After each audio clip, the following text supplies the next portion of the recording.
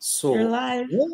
well, great. Welcome, everybody. Welcome to the Hello Neighbor show for this Tuesday, May 12th, 2026. It's wonderful that you're joining us here on YouTube. We do have some friends over here on TikTok that are joining us too. Welcome, TikTok. Welcome to the Hello Neighbor show. We trust you will stay with us until 10 o'clock and that you will tap the screen and share the live and tell your neighbor that we're on. So, YouTube, turn on your notification, join the membership for some nice perks. Merch are now available. You want to subscribe to the Hello Neighbor show, turn your notification on. And if you become a super chat member tonight, I'm going to hail you up very specially. But I want to thank you for joining us tonight and trust that you'll stay with us until 10 o'clock. Now, later on, we're going to be joined by our member Harry.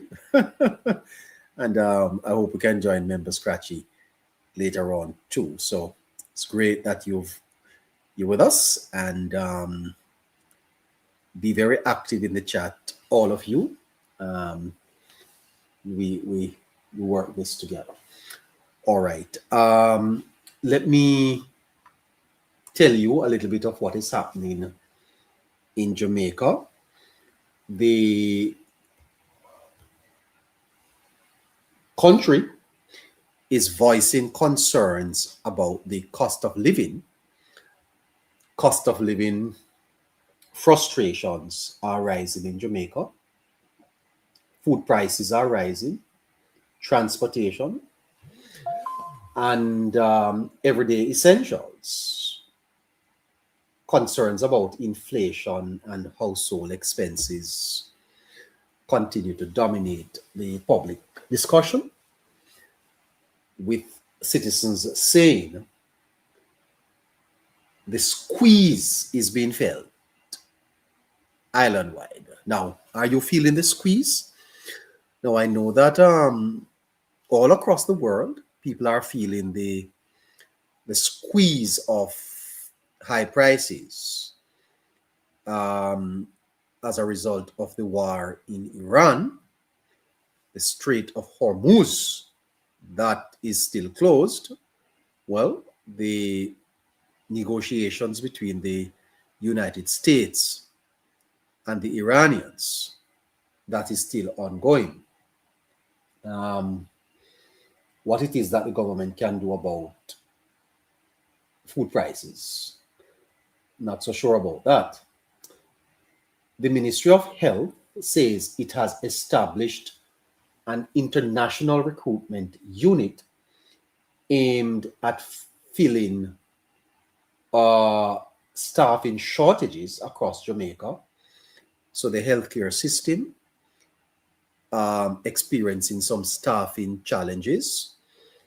Health Minister Dr. Tufton is reporting that public hospitals and clinics recorded more than 2.75 million visits in 2025. Imagine that.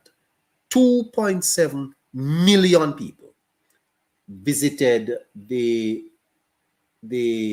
hospitals and health clinics in 2025. That's a large number. The Sparks Road Rehabilitation Program remains a hot political issue. Government Minister Robert Nestor Morgan, uh, he's pushing back against criticism from the opposition PNP, while concerns are also being raised about delays and budgeting under the program. So, the Sparks program is a large infrastructure program by the government of Jamaica. The economy, the Jamaican dollar, closed trading today. Let me welcome and bring up the moderator at roughly 159 to 1. So the US dollar is heading towards 160. That is where now you are going to see, or you are beginning to see, this reflected in the prices. I was shocked today when I went to the pump. A liter of gas in Jamaica is all, well, where I went was $240. 1 liter of gas, $240. Interestingly, I went to another gas station and it was under 220. So some gas stations in Jamaica are being very, very, yeah, I mean, it's terrible. $240 per liter. And I drove for about another mile and I saw it for, I think, $2.19. So you could save almost $20 per liter if you buy gas at some place, and it's up to $2.40. So the dollar is about 160. Discussions continue around taxation, including public reaction to proposed taxes linked to sugary drinks and the broader government revenues. Jamaicans should brace.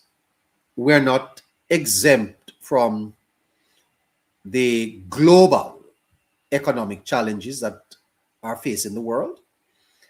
And we have to understand that this is not a local matter.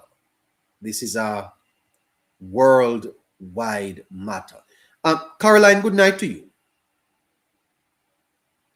Hello? Hi, good night to neighbor. Good night. How are gas prices there in Florida? You know, to be honest, neighbor, I really don't know right now, but I hear a lot of people complaining about it. What about food prices? Oh, neighbor, that has skyrocketed big time. Yeah, it is here too. I went to the supermarket last week Friday, and I was told that the prices were moving about 10 to 15%, Caroline, up on food and drinks. Yes, but neighbor, once gas price increase, everything will increase. It will affect everything. That is true. It is nothing the government has any control over. Yes, absolutely. And the fact of the matter is that we will not even feel it so bad in Jamaica because we have a thriving agricultural sector. The prices at the markets are still very low. Sweet potato is $100. And Irish potatoes, $100 too. But flour is going up by at least 15%. Well, I don't think it will affect locally grown produce. What it will affect are imports and stuff that requires, for example, electricity to produce. Yes. Yeah. So, anything else on your mind before I continue? Not really, neighbor. I'm looking forward to what you have to say today.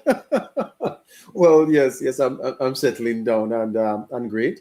Well, thank you. You can talk to the listeners over there on TikTok. I'm here with my friends on YouTube. Talk to them. Talk to my TikTokers. Okay, great. Well, good evening, TikTokers, and also good evening to our YouTubers. I hope everyone had a great day. Now, I'm going to ask you all to tap the screen, share the live, and repost the live.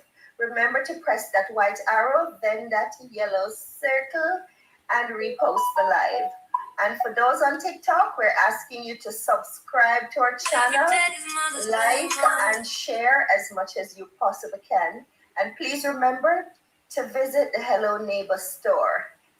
The links are available, so please, we need your support. What's over this? What's in the store there, Caroline?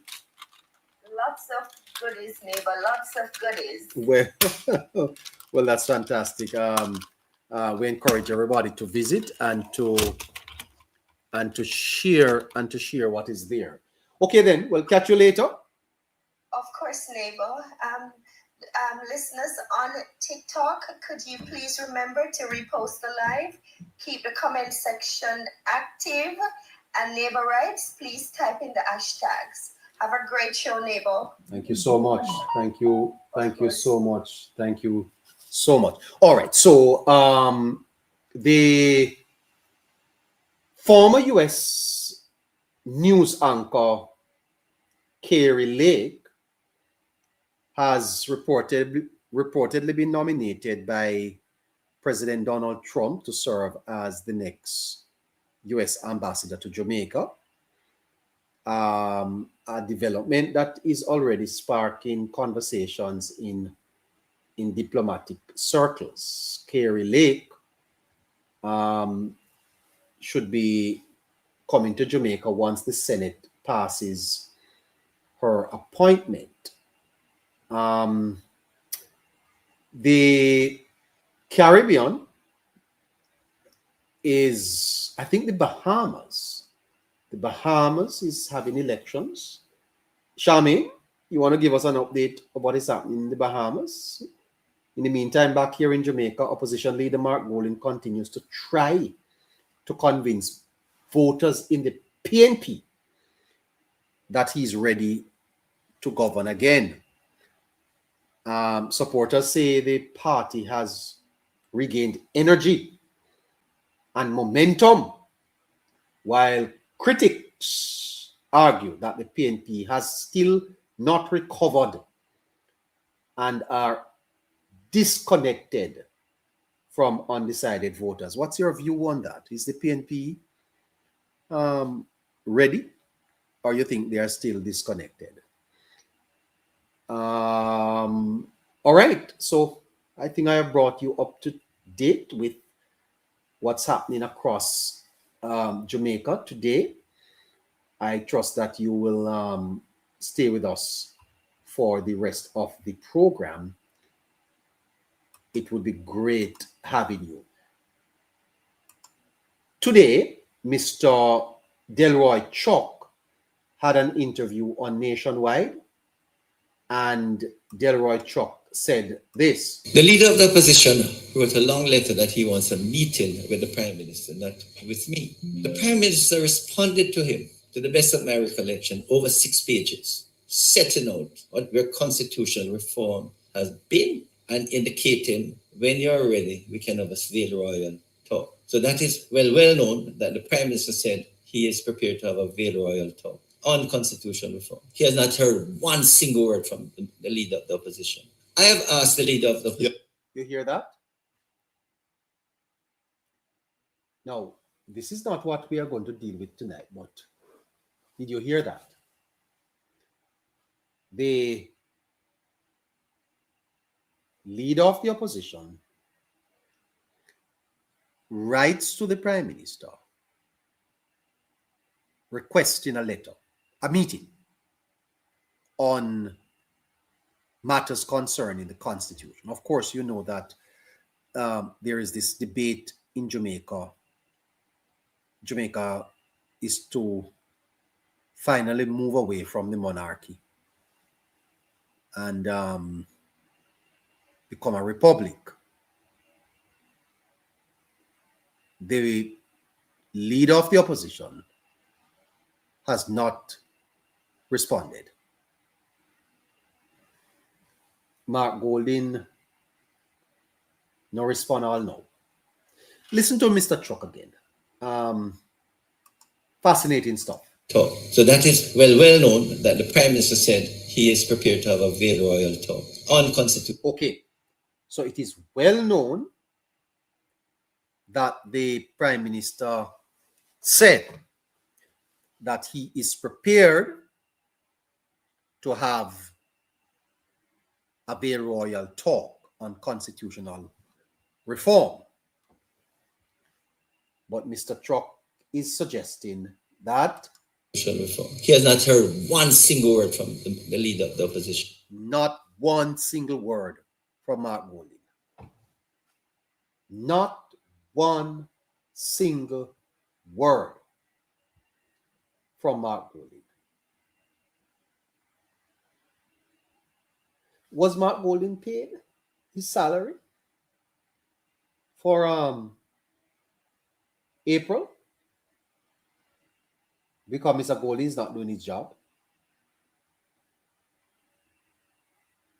Not one single word from the leader. Let us separate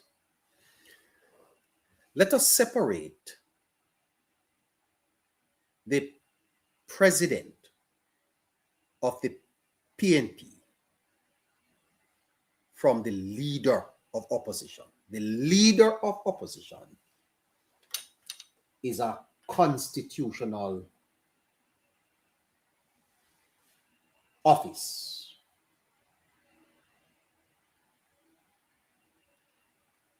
And that office deserves respect as the office of the Prime Minister. The leader of the opposition has not responded with a single word. I have asked the leader of the opposition. He has not responded to that letter? Responded to that letter. So it's 2 letters the Prime Minister wrote him. The leader of the opposition wrote a lot. 2 letters. 2 letters. The Prime Minister wrote to the leader of the opposition. 2 letters. And the opposition leader don't respond. So Jamaica's transition to a republic is at a standstill. Last year, the opposition People's National Party withdrew from the Constitutional Reform Committee after opposition leader Mark Golding criticized the Prime Minister for not stating his position on the country's final Court of Appeal. Now, the final Court of Appeal is the Privy Council. The PNP wants the Caribbean Court of Justice to be Jamaica's final appellate court. I am not so sure of the position of the government, whether they have changed their position. However, as it now stands, Jamaica's final appellate court is the Privy Council. Mr. Golding rejected a letter from the Prime Minister which directed him, Mark Golding, to speak with Justice Minister Chuck on constitutional matters. Mr. Chuck is now telling the country that after the Prime Minister wrote twice to the opposition leader, he has not responded to the Prime Minister. Now, is that appropriate? You know, Scratchy said to us last night that when you watch the Prime Minister and the leader of the opposition, it is clear that they're not on good terms. So then, is it appropriate that the Prime Minister of Jamaica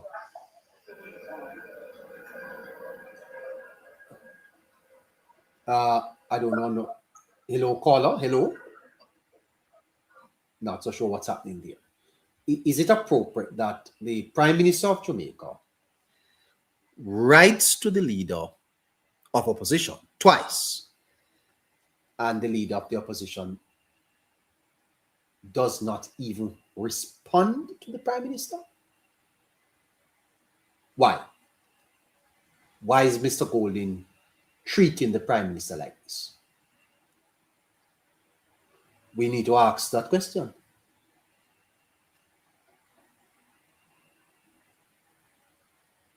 Two letters have been sent to Mark Golding.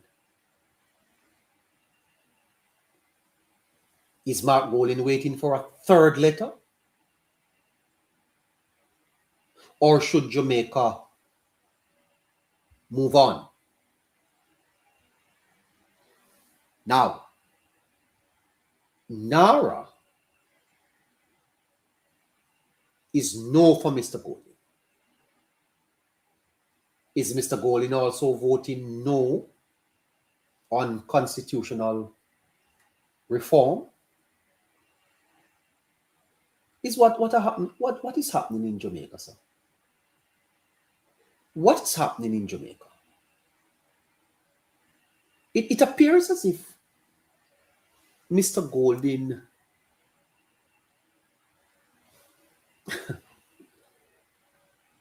boy, I tell you. Listen to Mr. Chuck a little more.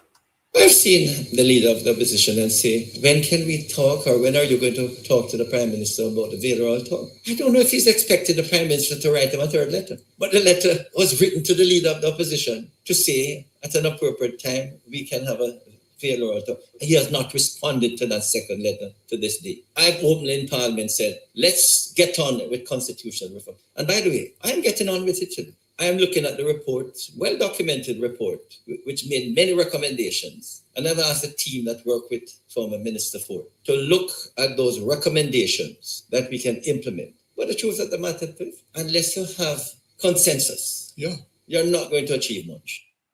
You hear that? There are deeply entrenched provisions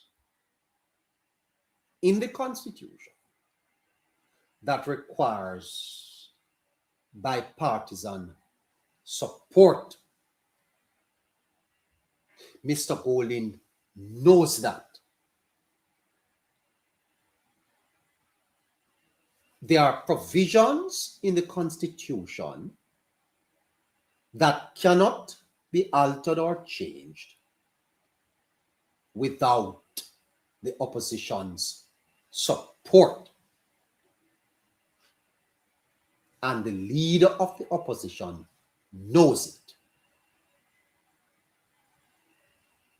Is this a deliberate strategy from the leader of the opposition? And why?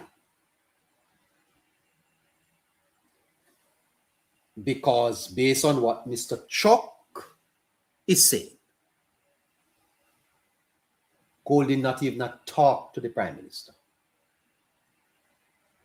Think about it. Think about it. The Prime Minister writes to the opposition leader, and you don't respond to him 2 times? Twice, 2 times the Prime Minister writes to the leader of the opposition. And the opposition leader not even dignify the Prime Minister with a response. Fascinating stuff happening in Jamaica. Anyway,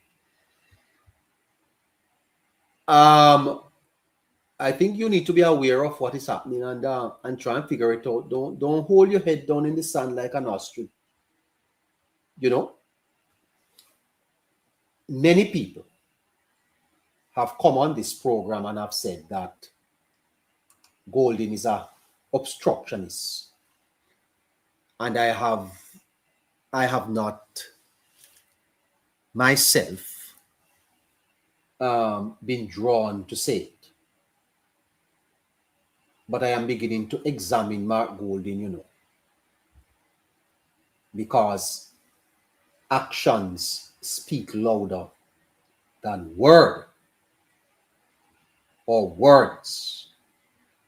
And Mr. Golden, if you stand in the way of Jamaica's progress, well, let's listen to Mr. Apka Fitzhenley. Mr. Fitzhenley is suggesting that civil society groups, he wraps some civil society groups and said that they are pursuing a partisan agenda. Now, I didn't know that there were so many civil society groups in Jamaica. 28. As a matter of fact, I can only name about 3 or 4. 28 civil society groups. 28. By the way, the PNP, how many seats the PNP have in Parliament? 28. Seems like the civil society groups is one civil society group for each member of Parliament on the PNP side. 28 civil society groups. All of a sudden, 28. I didn't know that. Where they come from? It must be overnight them come into being. 28. Here, Mr. Fitzhenley.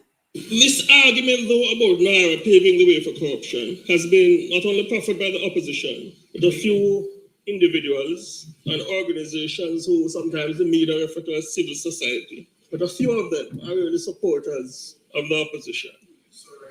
These organizations serve and individuals were eerily silent not too long ago or issued wishy-washy statements, Dr. Monroe, wishy-washy statements with absolutely no call for decisive action when it was disclosed that a company owned by a senior PNP member was implicated in a multi-million-dollar tax evasion scandal, which continues to deepen. The Jack then UHWI scandal.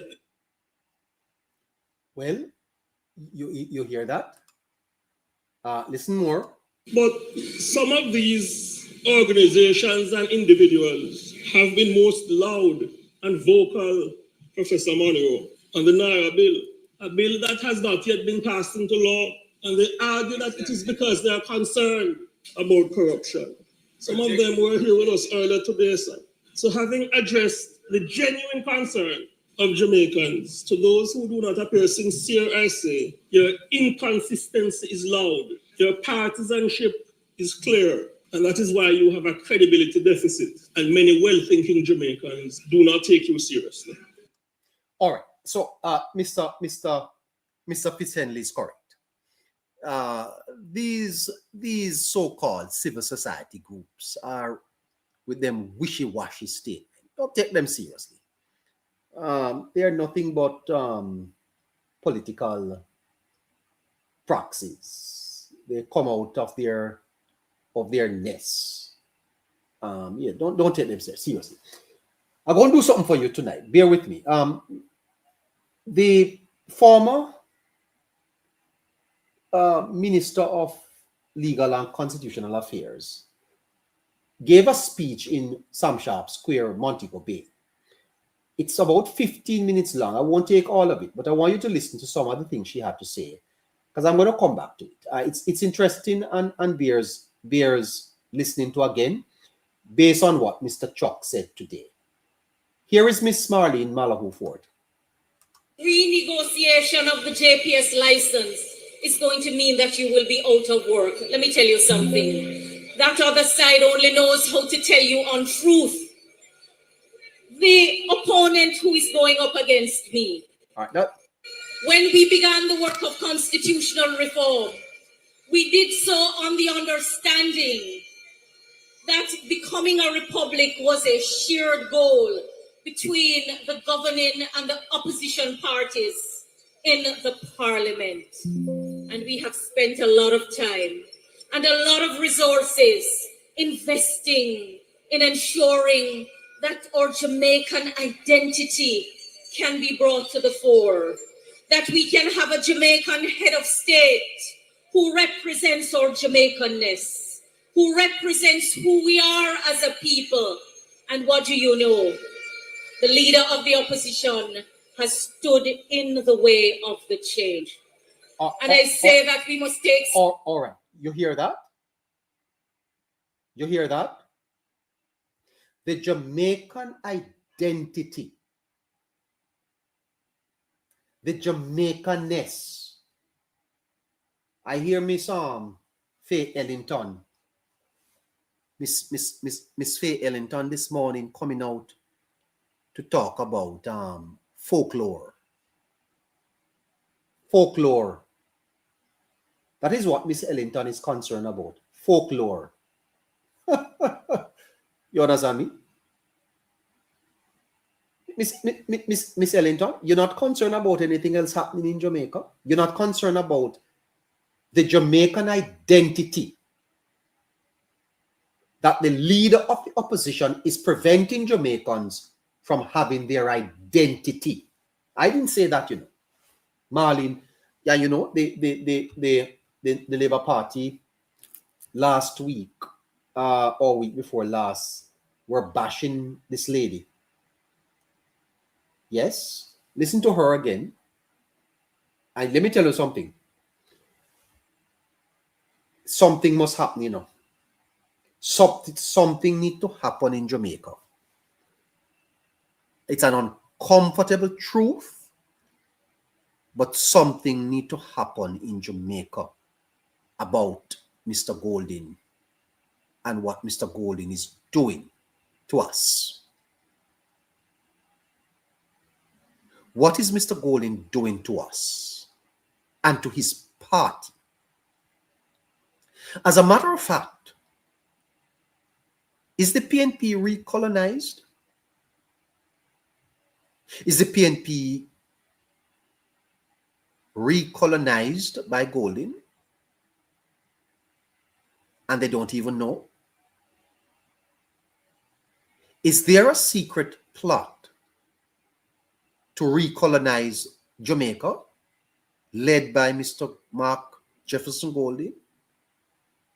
Wow. Take sleep, mark death. I know me say so. And Marlene say so. Let's listen to Mrs. Malahoo Fort again. Go. And we have spent a lot of time and a lot of resources investing in ensuring that our Jamaican identity... That our Jamaican identity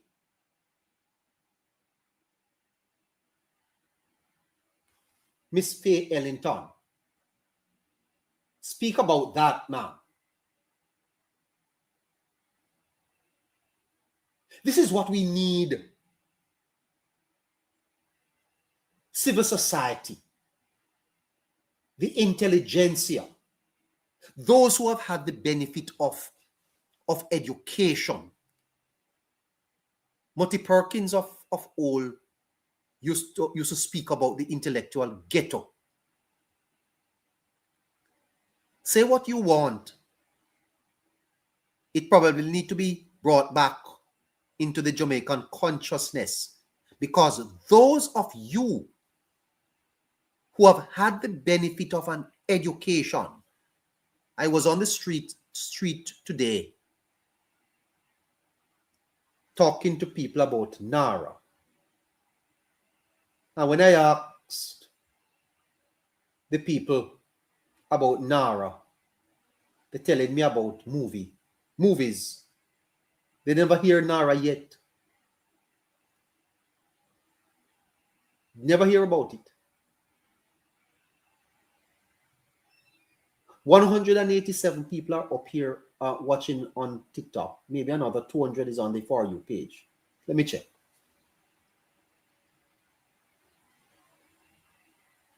Yeah. Well, moderator, you have over almost 500.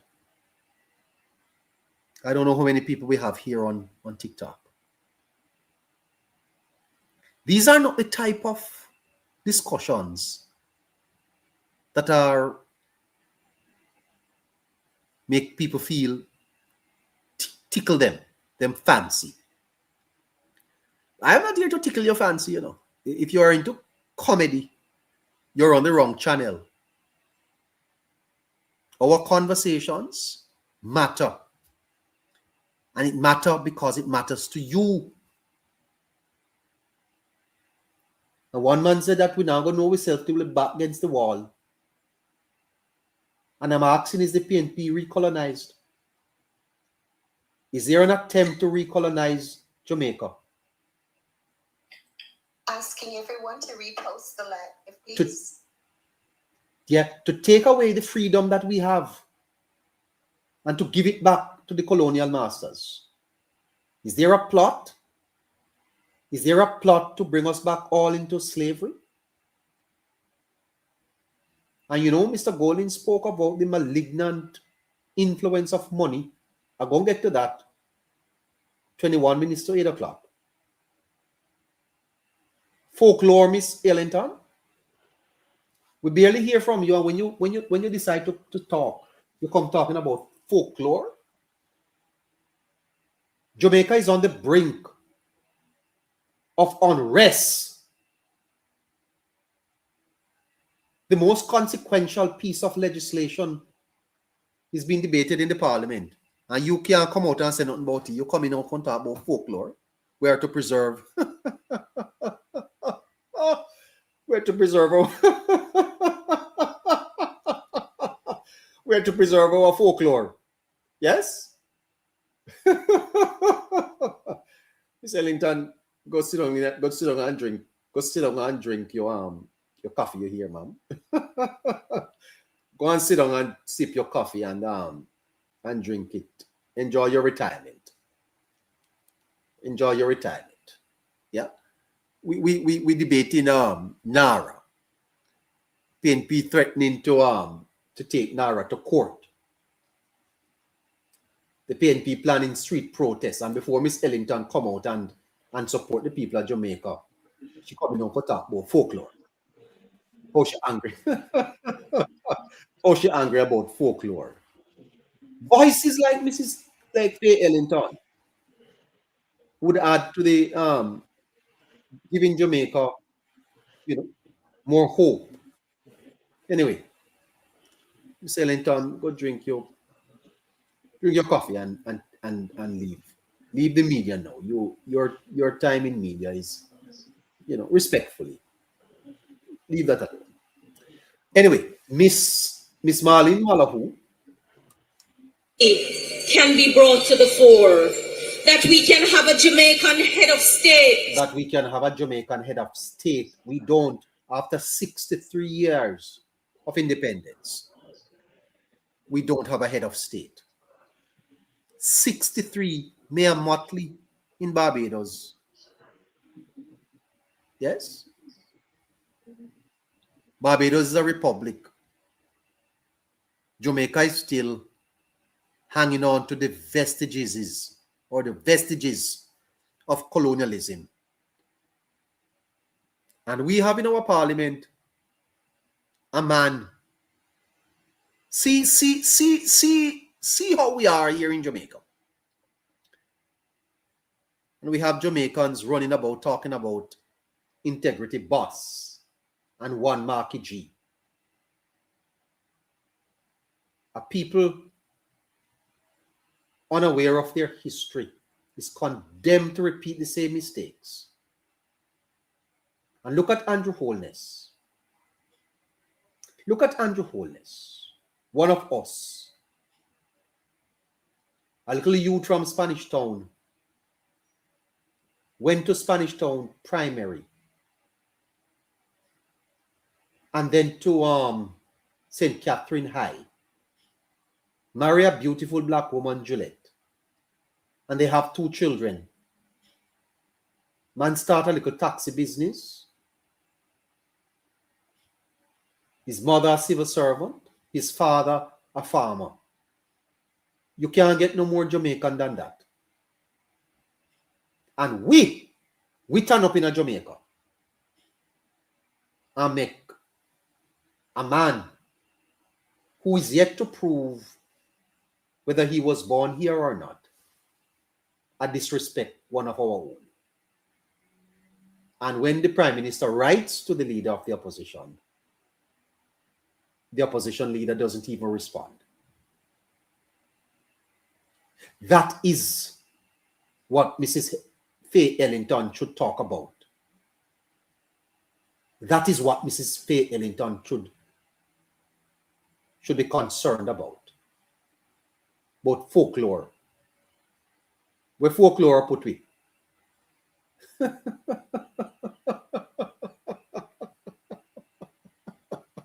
I tell you something, this country, you see. Yeah, ma'am, I tell you.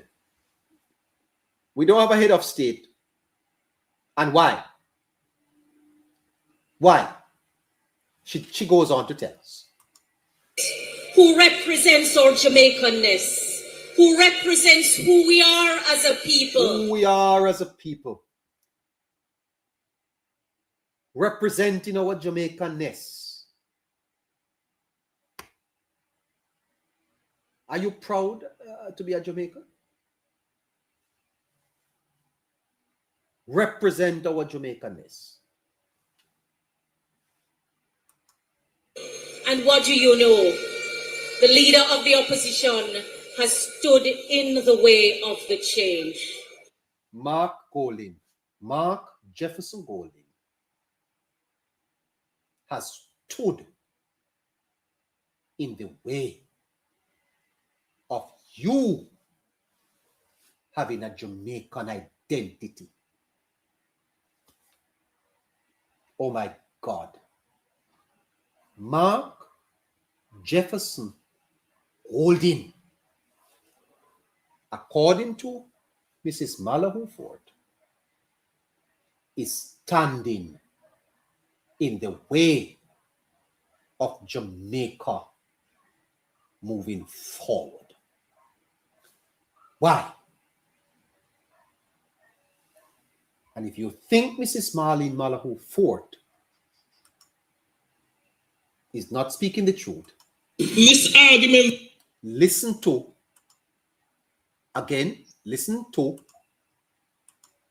the Please read close to the live. Listen to the Justice Minister Delroy Chuck speaking today. Now, Marlene said that 8 months ago. And listen to Mr. Chuck today. I've seen the leader of the opposition and say, when can we talk, or when are you going to talk to the Prime Minister about the Veil Royal talk? I don't know if he's expected the Prime Minister to write him a 3rd letter. But the letter was written to the leader of the opposition to say, at an appropriate time, we can have a Veil Royal talk. He has not responded to that 2nd letter to this day. I've openly in Parliament said, let's get on with constitutional reform. And by the way, I'm getting on with it too. I'm looking at the report, well-documented report, which made many recommendations. And I've asked a team that worked with former Minister Ford to look at those recommendations that we can implement. But the truth of the matter is, unless you have consensus, you're not going to achieve much. There you go. Unless Mark Golding cooperates, we're not going to get our identity. We're not going to get our Jamaicanness. Jamaica, as soon as I go just take this sit down, as soon as I go just go on, when I go just go on like I say, I know nothing. Because in any self-respecting country, that is why you dismiss these civil society groups and Miss Faye Ellington and all. They're talking about folklore. Because those same civil society groups and media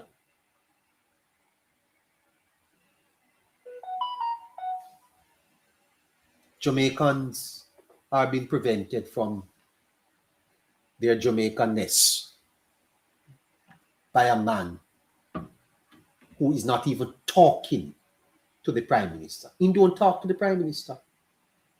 Mark Golding not talk to Andrew Holness. He don't respect Holness. And that man, Golding, stood up in the Jamaican Parliament 2 weeks ago and led a no vote against Jamaica's reconstruction. Tell me something wrong. He might block the constitutional reform. He not talk to the Prime Minister. And he don't want Jamaica to rebuild. And he don't want you to have your Jamaican identity.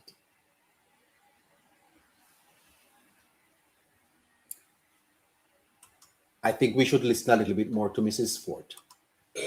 And I say that we must take sleep and mark death, because Mark Golding cannot be trusted. There you have it. The same lady that the opposition, including Golding, applauded 2 weeks ago, said Golding cannot be trusted. The virtues of Mrs. Fort, all Jamaicans saw her in the Parliament. Measured woman, credible, congratulated and commended by members of the opposition. And she told Jamaicans 8 months ago that Mark Golding cannot be trusted. What it is that Mrs. Fort knows about Mr. Golding that she has not said is a fascinating question, you know. Having worked with Mr. Golding on the matter of the Constitution, Miss Fort said, take sleep, mark death, because Mr. Golding cannot be trusted. After she tells us that Golding is standing in the way, she goes on to say, he's not a man you can trust. Mrs. Fort? Take sleep and mark death, because Mark Golding cannot be trusted. He cannot be trusted. His words cannot be trusted. You hear that? His words cannot be trusted. In other words, he's a liar. He's a liar.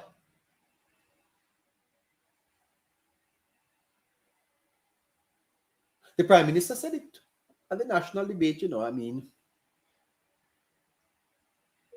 not many journalists picked it up, but it is a matter to be examined. He wrote to Prime Minister Holness, asking him to move on with the change of Jamaica becoming a republic. And because he wanted it his way, he took the highway and refused to cooperate. Prime Minister Holness and us have ensured that we have not politicized the reform of Jamaica's constitution, because we recognize that this work requires collaboration between government and the opposition and the approval of the people. But he has ensured that we have stalled in the process. And I don't know if it is because he has a loyalty that he cannot get rid of. But what I know for sure is that he cannot be trusted. So all he's telling you about the reforms that he will bring, he cannot be trusted to lead the process. And he... Hold on. Let's unpack that. Mrs. Fort is arguing. As a matter of fact, she's insinuating whether Golden has loyalties elsewhere. What a preke. You know, boy, I tell you something. This is fascinating stuff, you know. If you're a student of political science, fascinating. You want a thesis to write about the vestiges of colonialism still at play in Jamaica. The former minister of Constitution is saying that Golden probably have loyalties elsewhere. Good God Almighty! And what is Spanwy? I wish if I could have played one song. What is Spanwy? Sheffrin, I can't play one song there for me. What is Spanwy? Yeah? And what is Spanwy? Please don't play any songs, neighbor. Okay. But what is Spanwy, Sheffrin? What is Spanwy? This is shocking. I tell you. I don't know if we can say anything is shocking anymore with that British man in Parliament. Do we have a British man in the Parliament, sir? Do we have a... By the way, you know that there are problems in the UK, you know. The Prime Minister, Starmer, is coming under pressure. A number of his cabinet ministers have resigned today. And by the way, tomorrow, the king is to make the state opening of the British Parliament tomorrow. Fascinating stuff. Listen to Miss Marlene. We must send him a message that we do not trust him to lead the process of Jamaica becoming a republic. And we are not going to stand by and have our people and our Jamaicans take second place to any other nationality. We are not British. We are Jamaicans. And we want a... We are not British. You hear that? We are not British. We are Jamaicans. Get back the woman in the government. I beg you no. Get back Miss Marlene Malahoo Fort in the government. She a sensible somebody. Yeah? We're not British, she said. We are Jamaicans. Why? Why is Miss Marlene saying these things? What is the connection? Why is Miss Marlene saying we are not British? Marlene, why are you saying that to us? What it is that you want us to extrapolate from these statements that you are making to the Jamaican people, to tell us that we are not British? We know that we are not British, Mrs. Marlene Malahoo Fort. So why is it that you are telling us that? Why do you need to remind us that we are not British, Mrs. Fort? Why? Why, Mrs. Fort? You're a lawyer. Casey, former constitutional minister. Why are you telling us that we are not British? We know that. Wow. Fascinating stuff. Head of state that is Jamaican, that represents who we are, and he is standing in the way of that process. How are we going to get Mark Golden to move out of the way? How?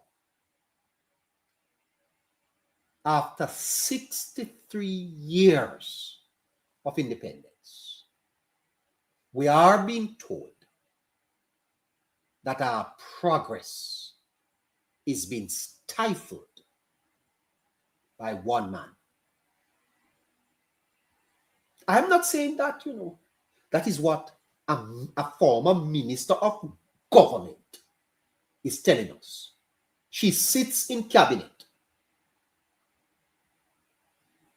She was responsible for the reform of the Jamaican constitution, and she is telling us at the end of her tenure that she did not make much progress because she got resistance from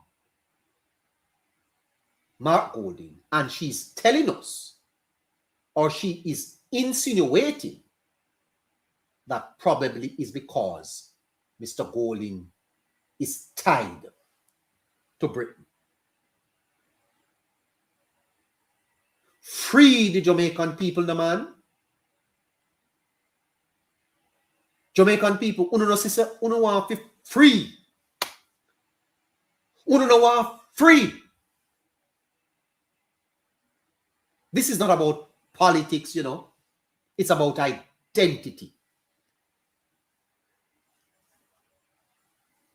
No, sir. We have to run to tune tonight.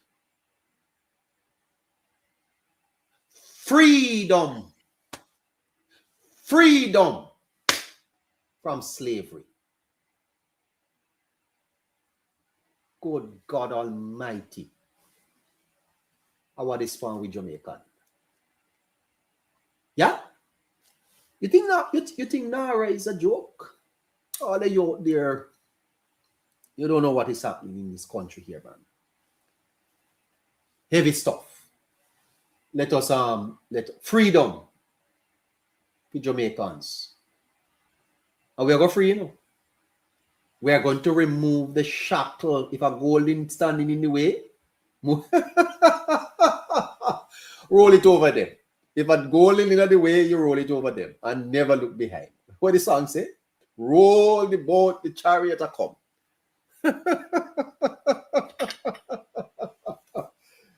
And if a Golding in the way, we roll it over them and we never look behind. Let me tell you this. In another 5 years or so, Jamaica will be free. Now, mark my word. This is the last strand. Jamaica is going to be free. Free of the PNP. PNP is about slavery. Jamaica is finally going to be free. And I'm going to tell you the truth. They have shackled Jamaica. You see that act in Spanish Town by the leader of the opposition? It's more than a singular act. And there's much plurality to it. There's much plurality.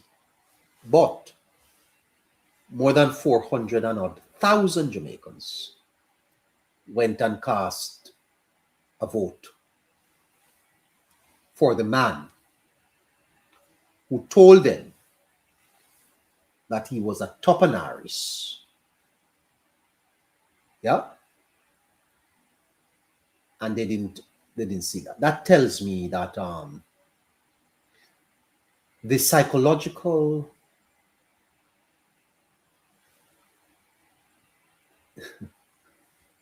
I tell you, it's a fascinating conversation. But I declare you free tonight, I declare this nation will be free. And many Jamaicans tonight are lacking in understanding. And that's why your passion is not there. And whenever you understand life, it gives you passion. And passion makes you win. If you don't have the drive,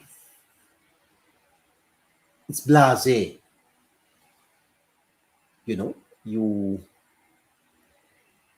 are uninvolved. You may even be uninterested. But I challenge you tonight to rise up. Rise up from where you are. Rise up first by understanding what is happening. And let your voice be heard. And join this movement, this Politics Plus movement. If you can tap. If you can share. If you can subscribe. And if you can make a contribution, make a contribution. 954-635-8732. We need some funders. We thank our loyal listeners for their contributions. Your names are too many to mention, but know that we appreciate you. But we're appealing for support to push this movement. Because we want resources in the ground, in the back end. Because I'm telling you, any move they make, we're going to respond. And we need to respond with strength. Don't underestimate the Politics Plus network, you know. We're not a talk shop. We're a movement for freedom, a movement for justice, and a movement for liberation. Join with us. 954-635-8732 is our Zelle account. Make a contribution so that the network can fund itself and keep the voice alive. My Labour Party family, this election, like every other election, gives you the opportunity to choose your national leaders. Come September 3, the choice is very clear. We either are going to go forward or we are going to stagnate and go backwards. And we will not go back. We will not allow them to reap where they have not sown. We will not allow them to set back the people of Jamaica, because already they have told us that they will stop the programs that are improving your life. So, my Jamaica Labour Party family, I want to close with a special word to my St. James West Central. All right, we can leave that there. Can leave Miss Fort there so for the moment.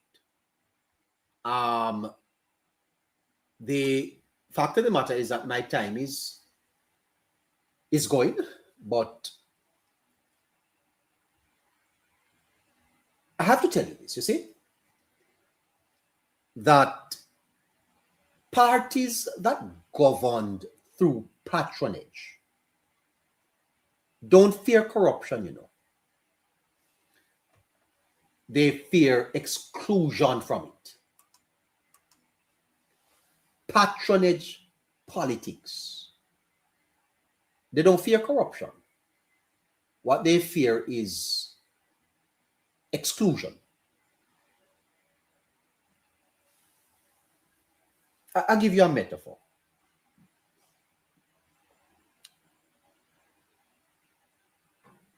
Imagine Jamaica burning and NaRRA is the hose.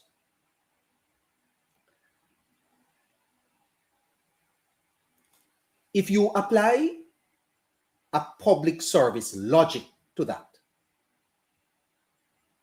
the public service logic says, give me the hose and I'll put out the fire. Just imagine that Jamaica is on fire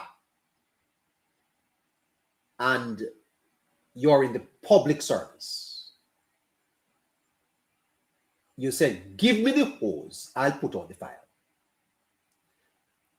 That's the logic of public service. But then you have the logic of gatekeeper. The gatekeeper logic says, if I can't hold the hose, I'll cut the hose. So the PNP is a gatekeeping logic they used in Parliament last week.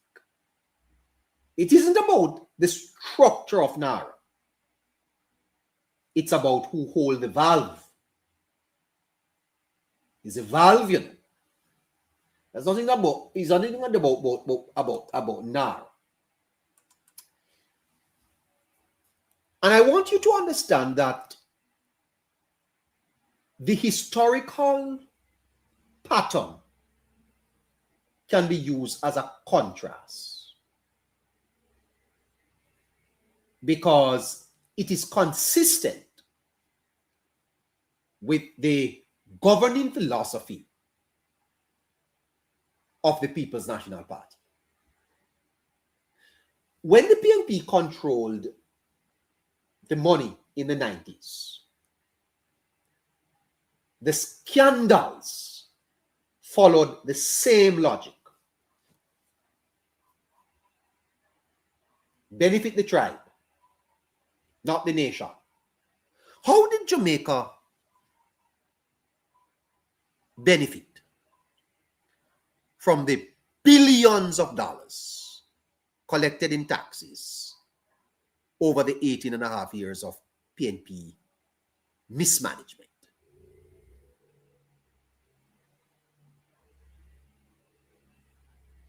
Operation Pride, NHT scandal,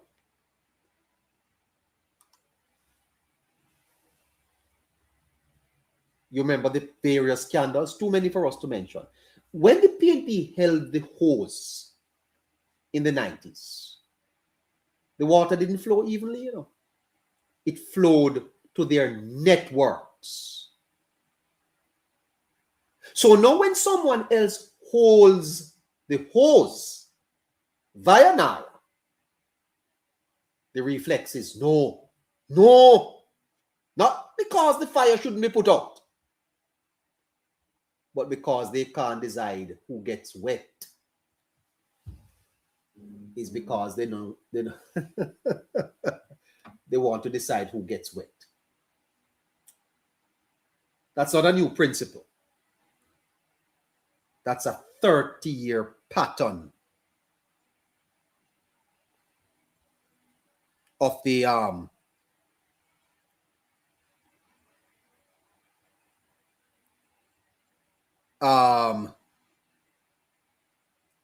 want to say good evening to Mr. Ron Ron Perrier.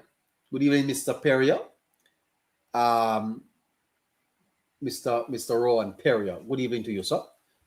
And thank you for watching the Hello Neighbor show. Great to have you. Hope everything goes well with you, sir, and everyone that concerns you. Fantastic. Great to have you. I hope you'll continue to watch, and thank you for your support. Okay. So they hold the hose in the 90s. The water didn't flow evenly. It flowed to them. The 30-year principle. That's the 30-year pattern. And my listeners, let me show you why the PNP's no is not new. They say we're not against reconstruction, but they voted no in both houses, unanimous, for those of them for those who were there. So what's the real objection? The real objection is this: no, we are not the ones spending the money. It's not no, we are not the one spending the money. That's what they are voting no to. That they are not the ones spending the money. History shows parties that govern through nepotism, not meritocracy, Meritocracy is about appointing people based on merit, based on their qualifications, justified for the position. Nepotism is your friend.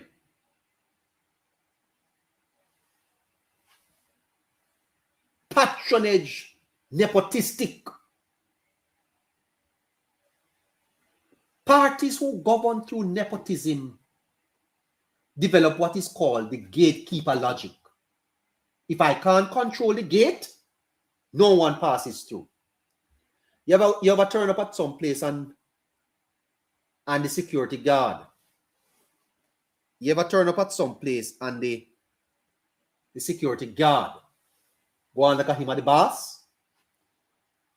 The security guard, you know, go on like him at the boss. Because guess what? He has a little power. And if he don't let you in, you can't come in. I tell you something, you know,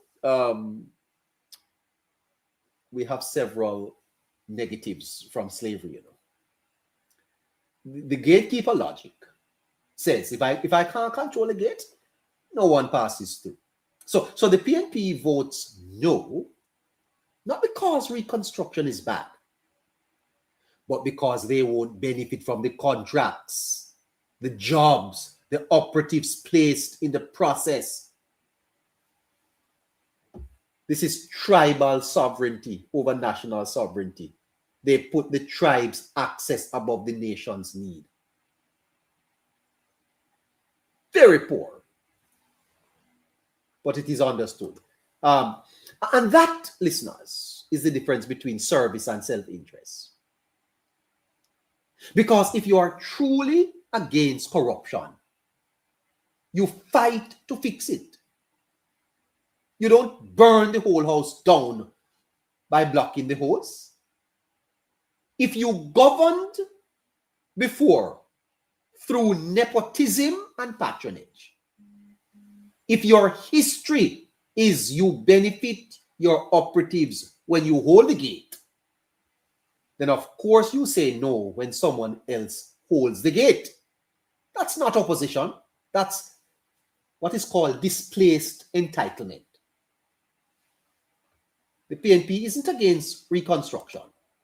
The PNP is against not being the ones who profit from reconstruction. I am reading again from Caroline's notepad. Caroline's note. I'm delivering Caroline's note tonight. Caroline, these are your notes. Neighbor is delivering them for you. Thank you much, Naval. Okay. Asking everyone to tap the screen, share the live, and remember to repost the live, please. And if that's true, then the fire can burn as long as their hands control the water. I want to end with something here. I'll get back to that for you, Caroline. My time is almost gone. I spent a little bit too much with Marlene. Mark Golding's wealth did not just finance his rise to the PNP. The Prime Minister, according to the contract, said this in the national debate. Contractor General's report benefited from, according to the Contractor General's report, benefited from a sweetheart deal that was irregular. According to the Contractor General report, Mr. Golding benefited from a sweetheart deal. Now, what is a sweetheart deal? That was irregular. Now, the Contractor General was Greg Christie. You know where Greg Christie is today? That's for another discussion. Mr. Golding benefited from a sweetheart deal that was irregular. Not neighbor says so. Is the Prime Minister says so. And let me play for you again what he said. The Contractor General's report benefited from a sweetheart deal that was irregular. You benefited off the backs of the Jamaican people in. Hold on. So, my back,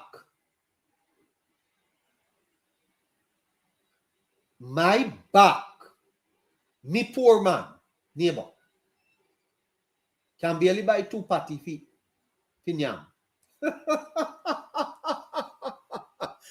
No, sir. Eat. When I have to work and sweat, can barely buy 2 patty for yam.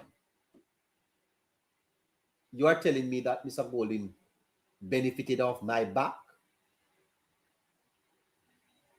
Huh? You know, I tell you this.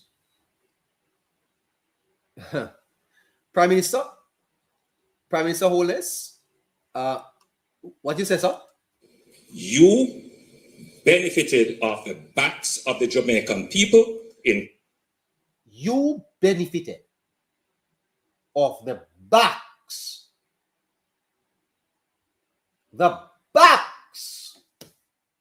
of poor, ordinary Jamaicans.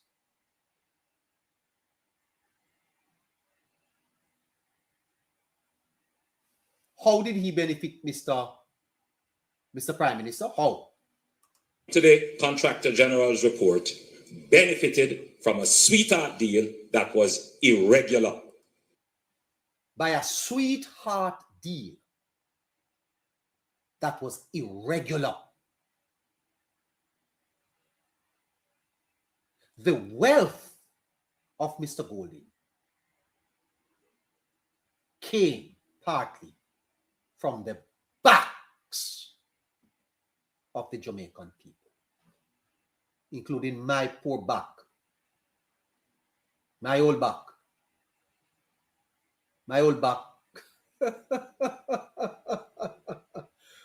Lord Jesus, have mercy on my soul tonight.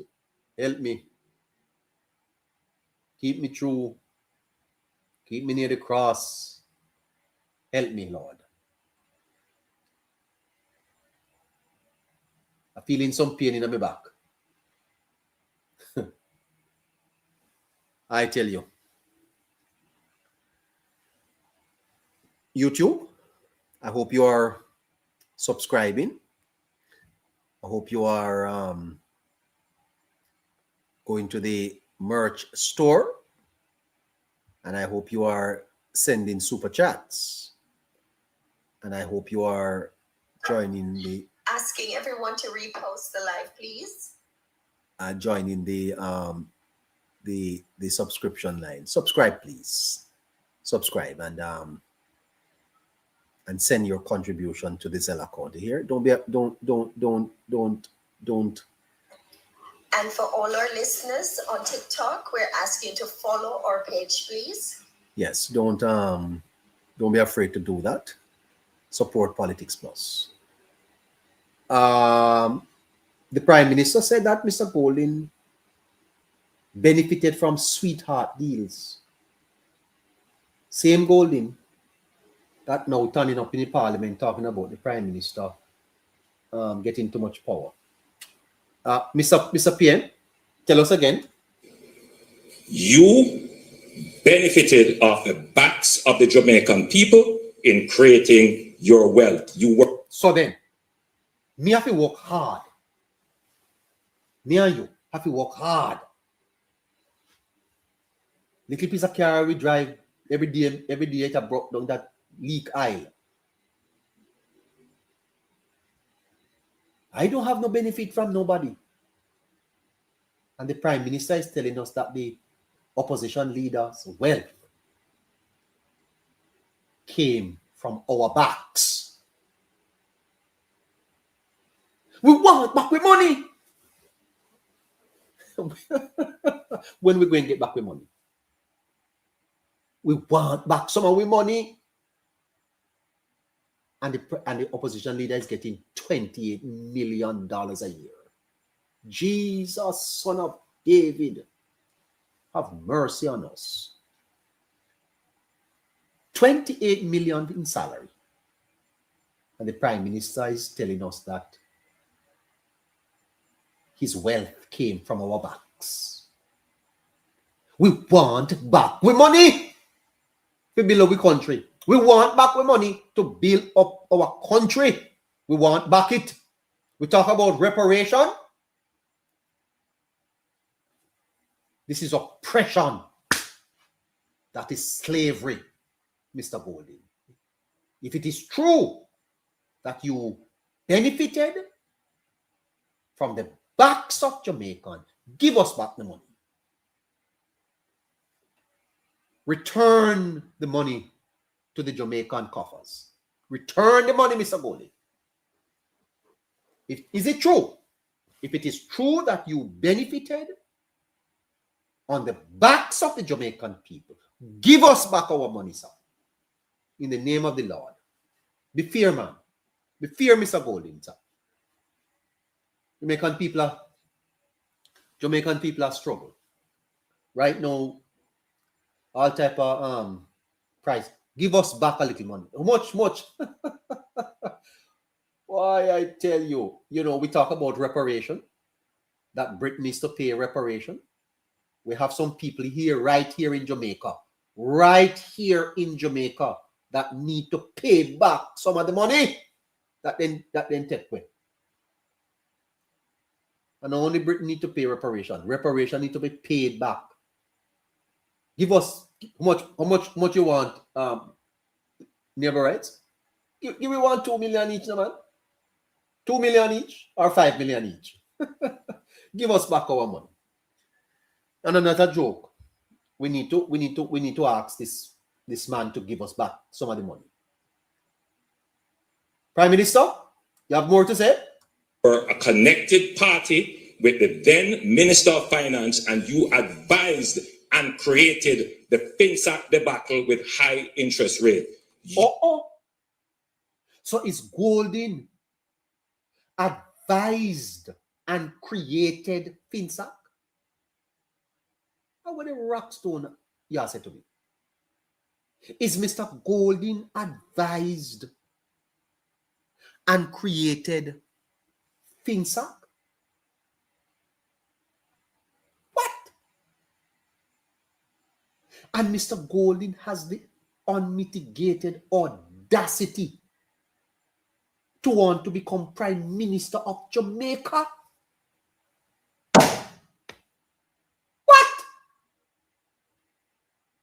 What can go so?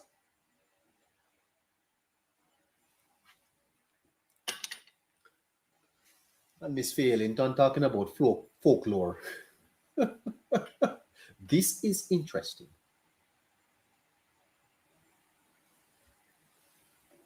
The worst financial setback we have had was under FinSac. And the now leader of the opposition advised and created it.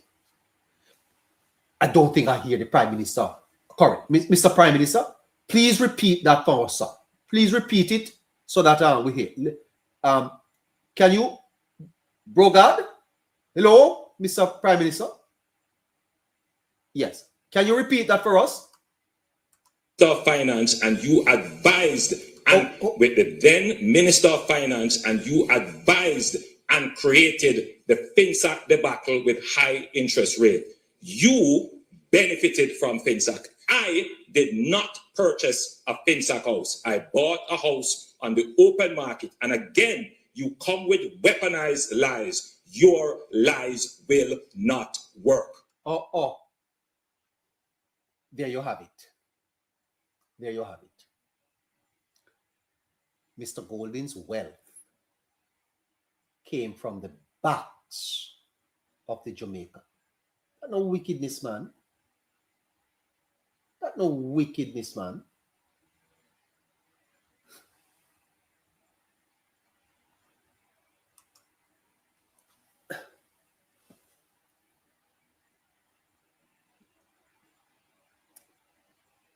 Mark Golding's wealth did not just finance his rise to the PNP's president. It appears that it now functions as the central organizing principle of the opposition.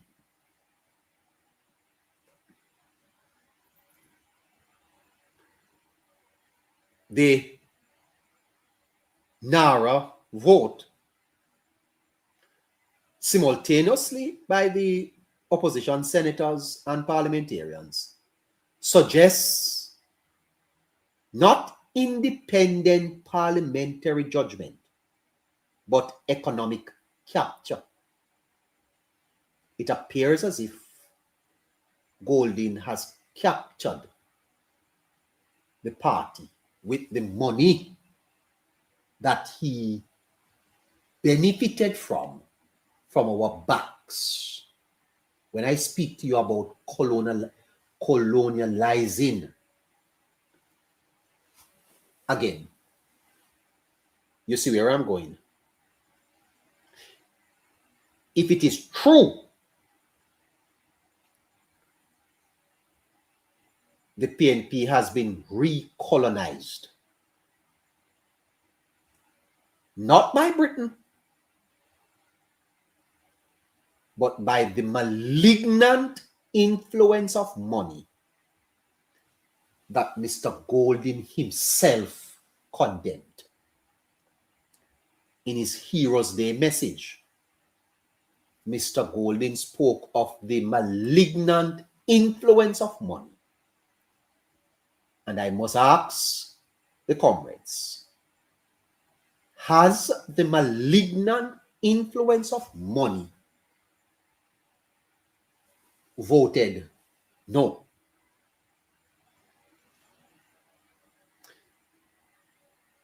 It's ironic, you know, because Golding had to prove he was Jamaican born during the national debate. Yet, the charge now is not foreign birth, but foreign control. The control of capital. Norman Washington Manley turned in a grave. Michael Joshua Manley turning in his grave. Portia Lucretia Simpson Miller. I understand she's not well. Something is in Portia tingling in her now. What has my party come to? A party founded by Norman Manley to decolonize Jamaica now votes lockstep with a British descended millionaire. Oh, let that sink in. A party founded by Norman Manley to decolonize Jamaica votes lockstep with a British descended millionaire. The symbolism is oxymoronic. Decolonization sponsored by old money. The malignant influence. Something publicly warned of by Mr. Golding. So we must ask, was his own ascension to the PNP's president won by ideas or investment? Did the MPs and senators read the NaRRA bill independently, or did the caucus deliver a purchased consensus? Were they bought? Were they bought? if every member votes no after the caucus, who led that caucus? Was it principal or the patron? When money condemns money, but only other people's money, that's not principle. That's projection.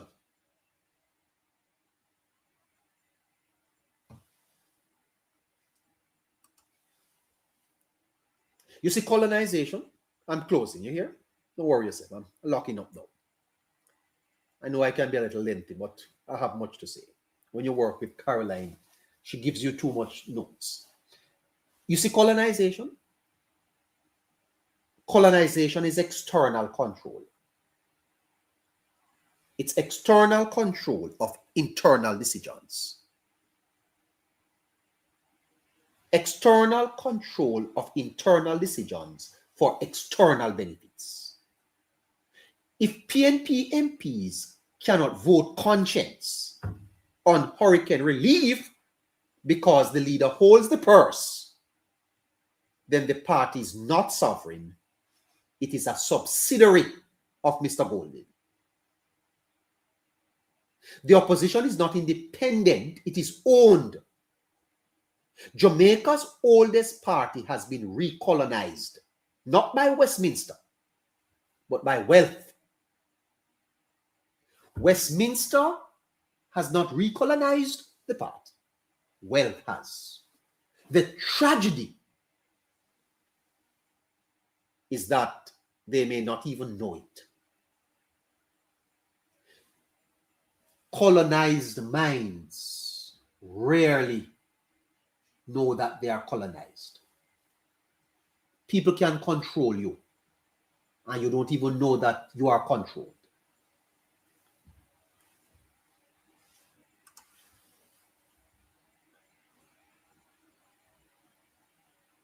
Not 1962, not England. Tonight, Jamaica is a multiracial society. Our opposition leader, Mark Golding, had to prove during a national debate that he was born here.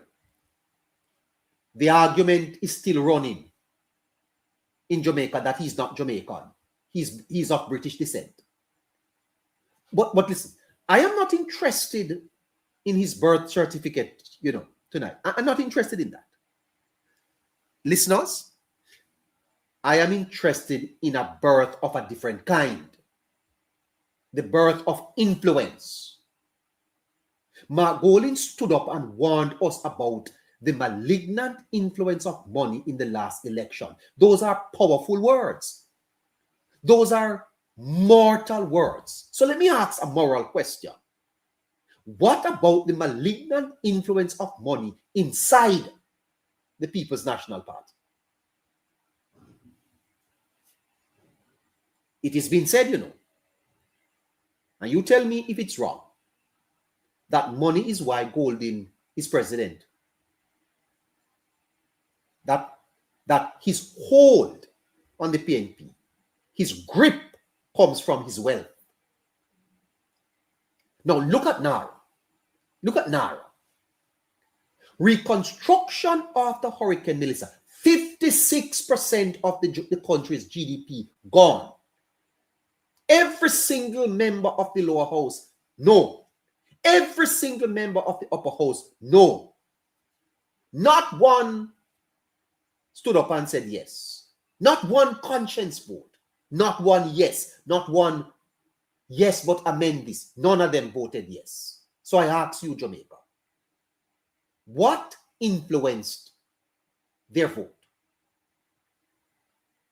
What influenced their vote? Was it Mark Golding's money? Or was it their own principle?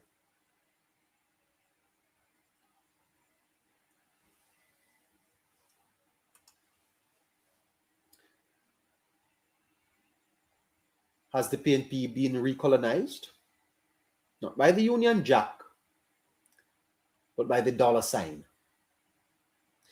Because real colonialization is simple, you know.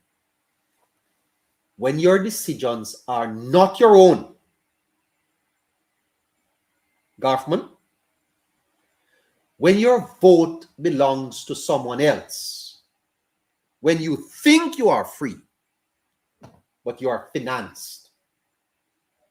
You think you're free, but you are financed. Norman Manley founded the PNP to break colonial chains.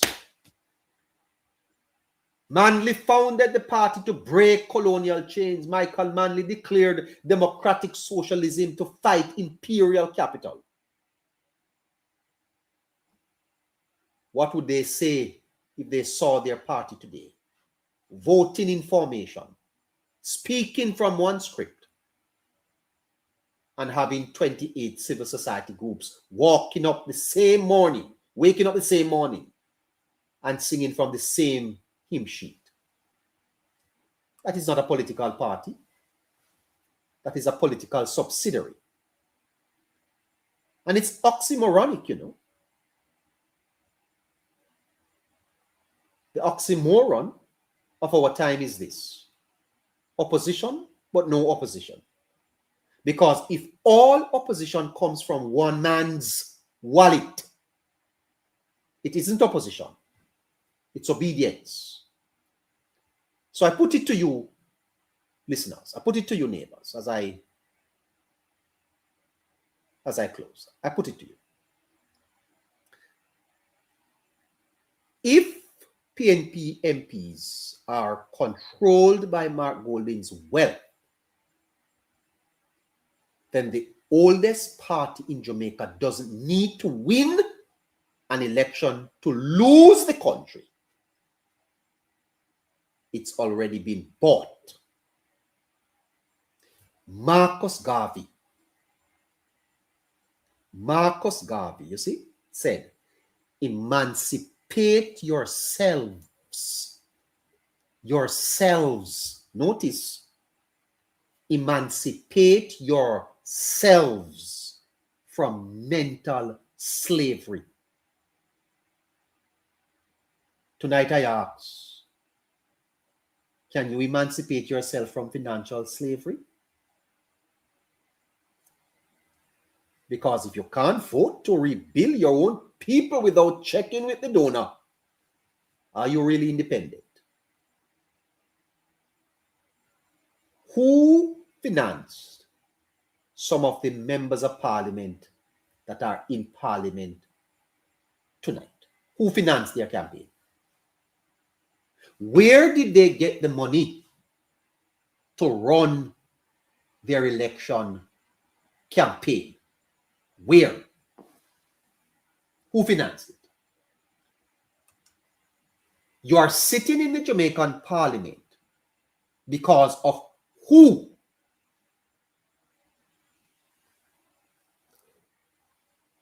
Who do you owe your loyalty to? Is it your constituents or your sponsor? Thank you, listeners. You are my sponsor. 954-635-8732 is the Zelle account. You send your donations there. Who are the sponsors?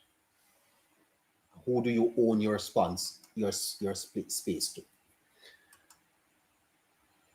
I'm going to leave it there and go to YouTube, where I find. Good evening to you, Joshua. Joshua John, live on YouTube. Good evening. Good evening, sir. How are you? I'm doing all right. Are you okay? Certainly, sir. Certainly. Yeah, great, Joshua. I've been going for a little while. What's on your mind? Quite a few, you know. Quite a few. I listened with a lot of things in my mind, and I want to take tonight to, first of all, greet you, the host. Yes. And then secondly, greet the beautiful moderators. There is none as beautiful as they are.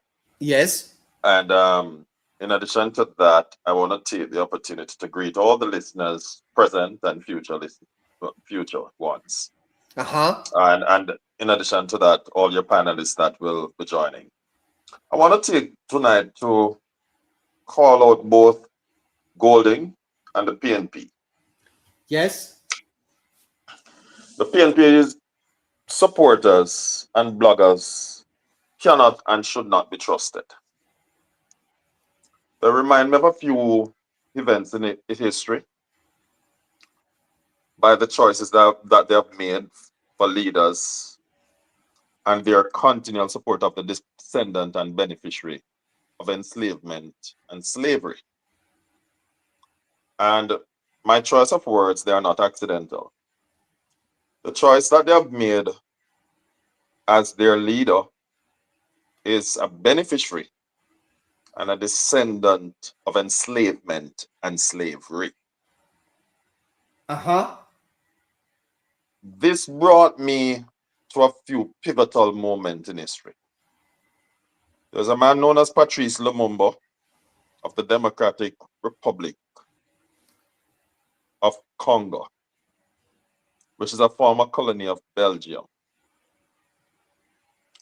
There is also another one known as Thomas Sankara of Burkina Faso. Yes. Which is a former colony of France. There is also closer home to us, a man known as Malcolm X, formerly Malcolm Little of the USA. Could you please bring the YouTube speakers closer to TikTok, please? Okay, you're not hearing so much. Okay, all right, go ahead. Go ahead, Joshua. Right.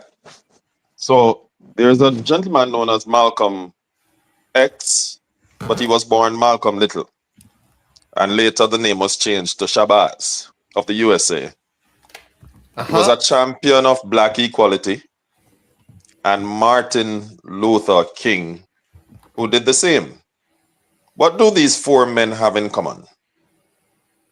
They were used by those who didn't want to see black empowerment and black freedom, which are the former colonizers, to betray their own. Yes. So, in other words, they had friends who were close to all of these men. These four men that I mentioned, Patrice Lumumba, Thomas Sankara, Malcolm X, Martin Luther King, all of these were used by their former enslavers / their former colonizers. They had friends close to them that were used to betray them. The PNP is no different. I see something similar happening because Mark Golding is the descendant of our enslavers, and as I stated before, the greatest beneficiary that this country knows of right now, Jamaica. His great-grandfather owned 138 slaves in Jamaica, which caused great suffering upon Jamaicans. Not a distant relative, but his great-grandfather. Yes. Owned 138 slaves, not in a foreign land, in the very land that he wants to rule over. And when I did my research, the average amount of slaves that were owned during that period was 20. Thomas Nunez was the second largest slave owner in the island of Jamaica. And yet the PNP wants to put up this man to be the leader of not only a political party in Jamaica, not only a member of parliament, but they want to see him ascend the throne of prime minister in Jamaica. And I call it a betrayal of what all four gentlemen that I mentioned fought for. I call it a betrayal of what Marcus Garvey, the father of Pan-Africanism, Black unity, and self-identity fought for. Yes. Because all of these things that he did was so that we never had to return to that. The PNP in the 90s, when PJ Patterson was trying to ascend to the throne of being prime minister in Jamaica, made a very critical statement. PJ No Patterson. one else made it. It wasn't the PPP, which was the first political party in Jamaica, which is the People Progressive Party founded by Marcus Garvey, that said it. It wasn't the Jamaica Labour Party that said it. It wasn't even the NDM, which was one of the minority parties, that said it. It wasn't even JANU, which is Jamaica Alliance for National Unity, that said it. It was the People's National Party, the very party that Mark Golding now leads. And so tonight I want to ask the question of the PNP. I don't even have to ask Mark Golding, because he's doing what colonizers and enslavers do. Wow. They offer you your freedom, but it's on paper, but they continue to pull the strings. So I want to ask the PNP the question tonight. When you said it was black man time now, what did you mean? My God. Did you really mean it, or was it, Who as said? Damian Crawford said, that some call Goat Dread, I will not call him that, but some call him that, says that he tricked the people? Was that the intent? Or did you really mean that it was black man time? Who said it was black man time? Percival Noel James Patterson. Yes. And he was one of us. Can't take that from him. He looked like us. He was a dismal failure when it comes to leading the country, but he was one of us. And if we're going to have our own self-identity, I submit to the PNP and to the rest of Jamaica. Yes, sir. That we must have someone that can identify with our sufferings. But then we hear Mrs. Marlene Malahoo Ford saying that self-identity is being blocked by the leader of the opposition. Who is that appropriate, Joshua? It is a most appropriate statement, because I was gonna refer to what Lambert Brown says. And I want to challenge the PNP again. Are you just speaking out of one side of your mouth? Because the PNP seem to have a knack of doing that. In the debacle in the Senate, that the PNP seem to want to turn into a tenement yard. You call it a debacle, sir? Well, it is more than that, but I'm trying to be kind to the PNP, right? But in the violation of our highest place of lawmaking in the land, that the PNP wants to turn into a tenement yard. After it took place, Lambert Brown made a statement, and I want to ask the PNP again, since they are the ones who with the loudest voices, whether it be good or bad, their voice seems to be always the loudest. He said that the maize represents the vestiges of colonialism. And that is true. And I want to both tie it into what Marlene Malahoo Ford said and what Lambert Brown said. It is indeed true. But I want to ask Lambert Brown and the PNP supporters and all well-thinking Jamaicans, including those who benefit from when PNP is in power, and I'll get to that afterwards. Yes. In what way they benefit? Yes, sir. Isn't Mark Golding the greatest vestige of colonialism? If we believe that he's the best person to lead Jamaica, when we have so many persons who have gone to colleges, universities, both locally and internationally, that looks like us, who had nothing to do with slavery, except that their forefathers were enslaved themselves. Yes. And if we believe that they are incapable of leading us, and you have to revert to an Englishman to be our leader, isn't that the greatest representation of the vestige of colonialism? That's a question I want to pose to the PNP tonight. Boy, and in addition to that, I also want to ask the PNP another question. And Lambert Brown is included.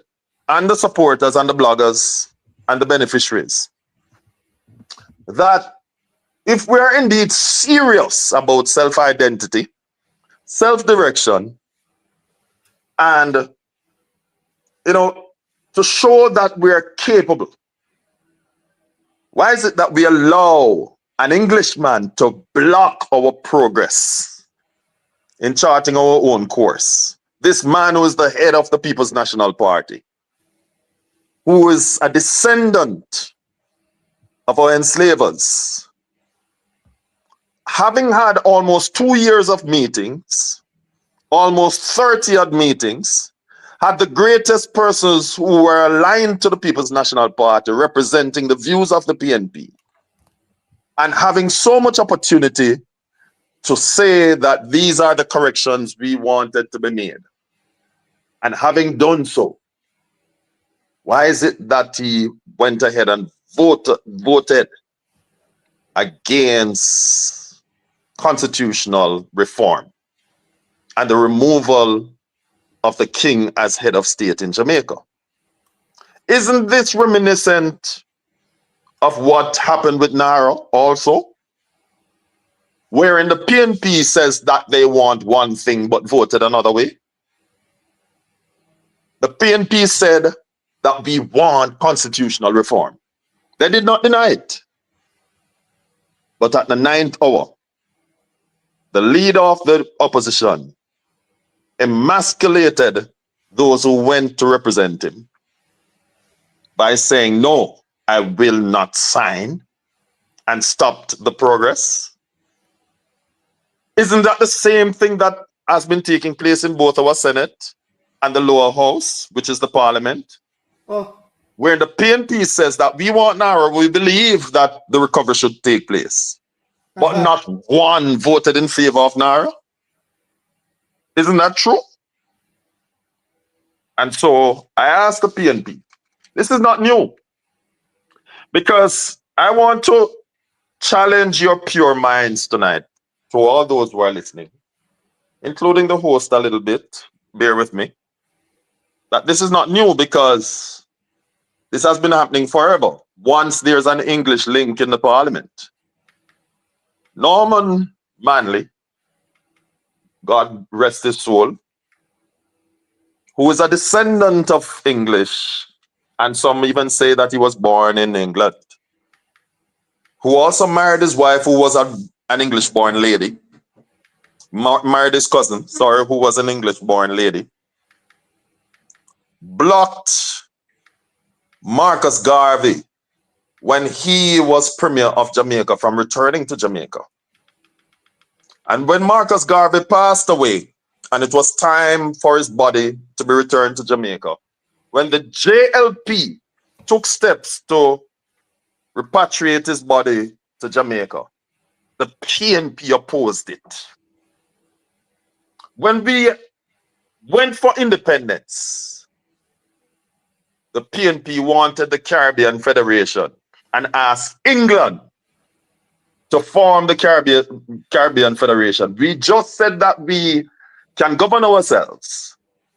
Yet the PNP is asking the very set of people that we said that we want liberation from to design the very thing that we said we want, and to place an English-born man at the head of it in the form of Norman Manley.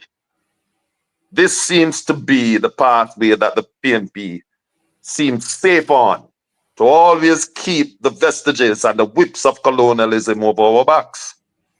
Last but not least, you mentioned earlier about the benefits to the tribe.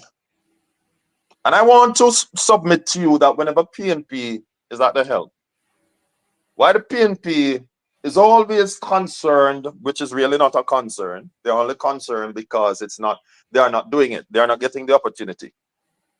Is that the PNP, whenever they are in power, whatsoever they do only benefit the tribe. The handouts to the supporting masses, in other words, just those who support the PNP, special benefits to henchmen and activists, special positions in the public services, promotions in both the police force and the armies, The heads of association within public services, these are special promotions that they give them to ensure that they head these places. The JTA, medical associations, such as the nurses and the doctors.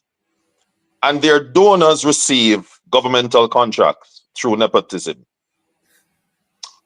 This is how the PNP functions.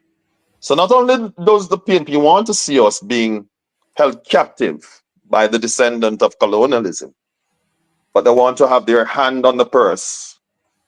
One of their own Minister of Finance ran away with the NIR of the government.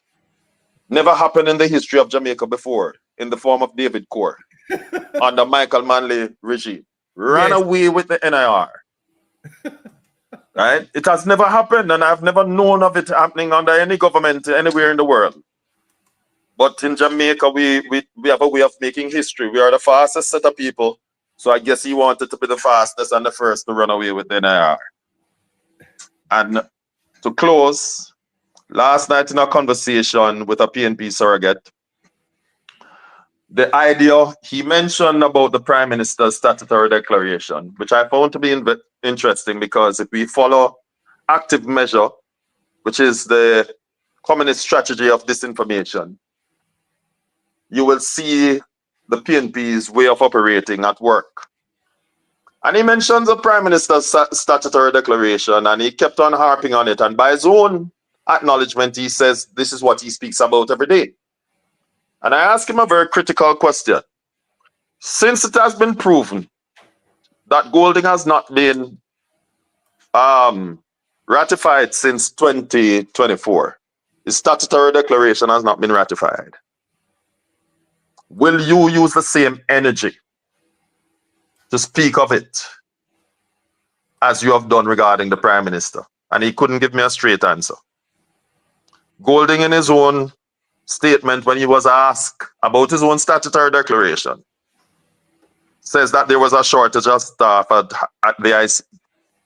The question I'd want to ask Mr. Golding, in all due respect and to all well-thinking Jamaicans, if there was a shortage of staff at the IC, what special privilege does Mr. Golding have that he would be aware that that is the case, and why that should prevent his statutory declaration from either being ratified or rejected?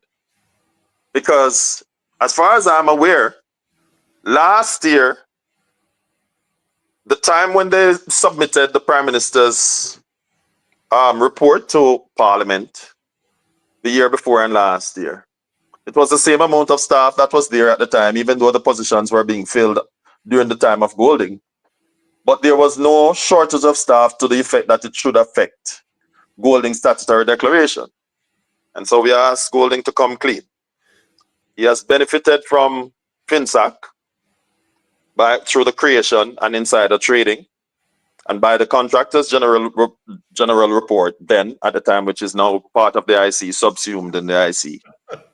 It is said that he benefited from sweetheart deal. When you say he's to come clean, he needs to come clean about, his connection to enslavement through Benjamin Nunes, his connection to FinSAC and how he gained his wealth through insider trading. Oh God. And why is it that he's so hell-bent and derailing everything that has to benefit Jamaica? And I want to take the time to pause there so you can shoot the questions as you deem fit, sir. Okay. The first thing I'd like to ask you, Joshua, is civil society groups, 28 of them, have raised concerns. Did you know that there were so many civil society groups in Jamaica? Sir, I did a little bit of reading. Yes. And some of them are not actually civil society group. Take, for instance, Jamaica Association for the Deaf, in a nutshell.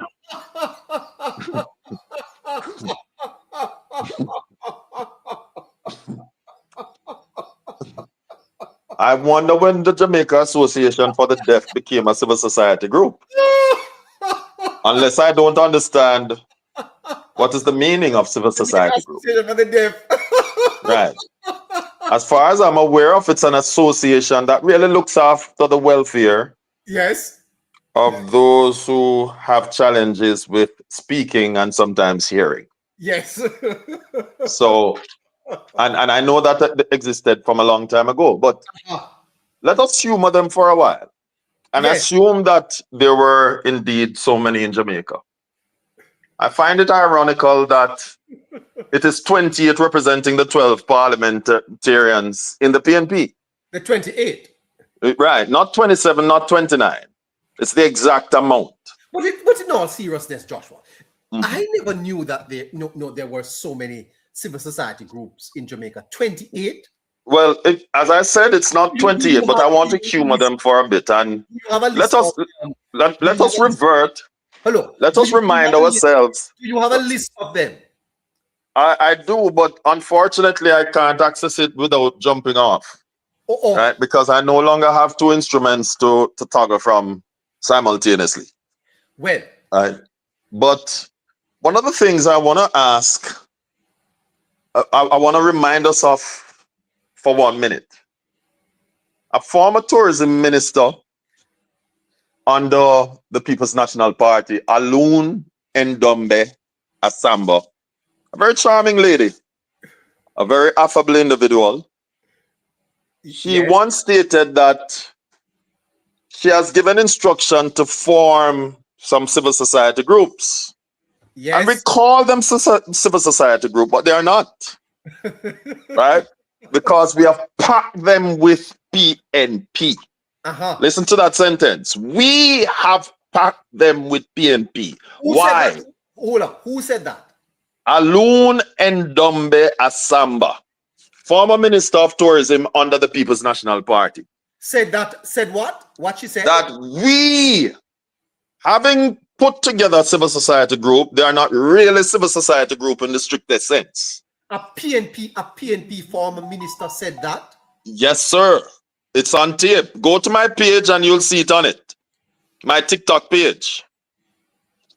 Joshua John J. again. Go there. I have it on tape. Right? It will start by saying, Current Spencer say you're not getting no water if you don't vote for PNP. That's how it will start. By AJ Nicholson, former Minister of Justice under the PNP again. Right? And she stated that we, referring to the PNP, have packed them with PNP. And she gave the reason. She said, because we have an agenda. Now, the question I want to ask, having repeated what she said, was this a part of the agenda that we saw at play? Why is it that Jamaicans for Justice, its symbol, it is very similar to the PNP symbol? Look at it. I dare anyone to go over there right now and look at it. Why is it that the National Integrity Action Group, formed by a former member of the PNP and the only Communist Party of Jamaica, outright Communist Party of Jamaica, Trevor Monroe, why is it that his symbol is very similar to that of the PNP?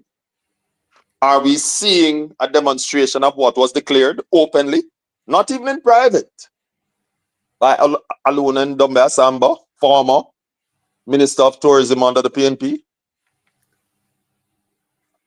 She said, I challenge them to form some civil society group, but they are not.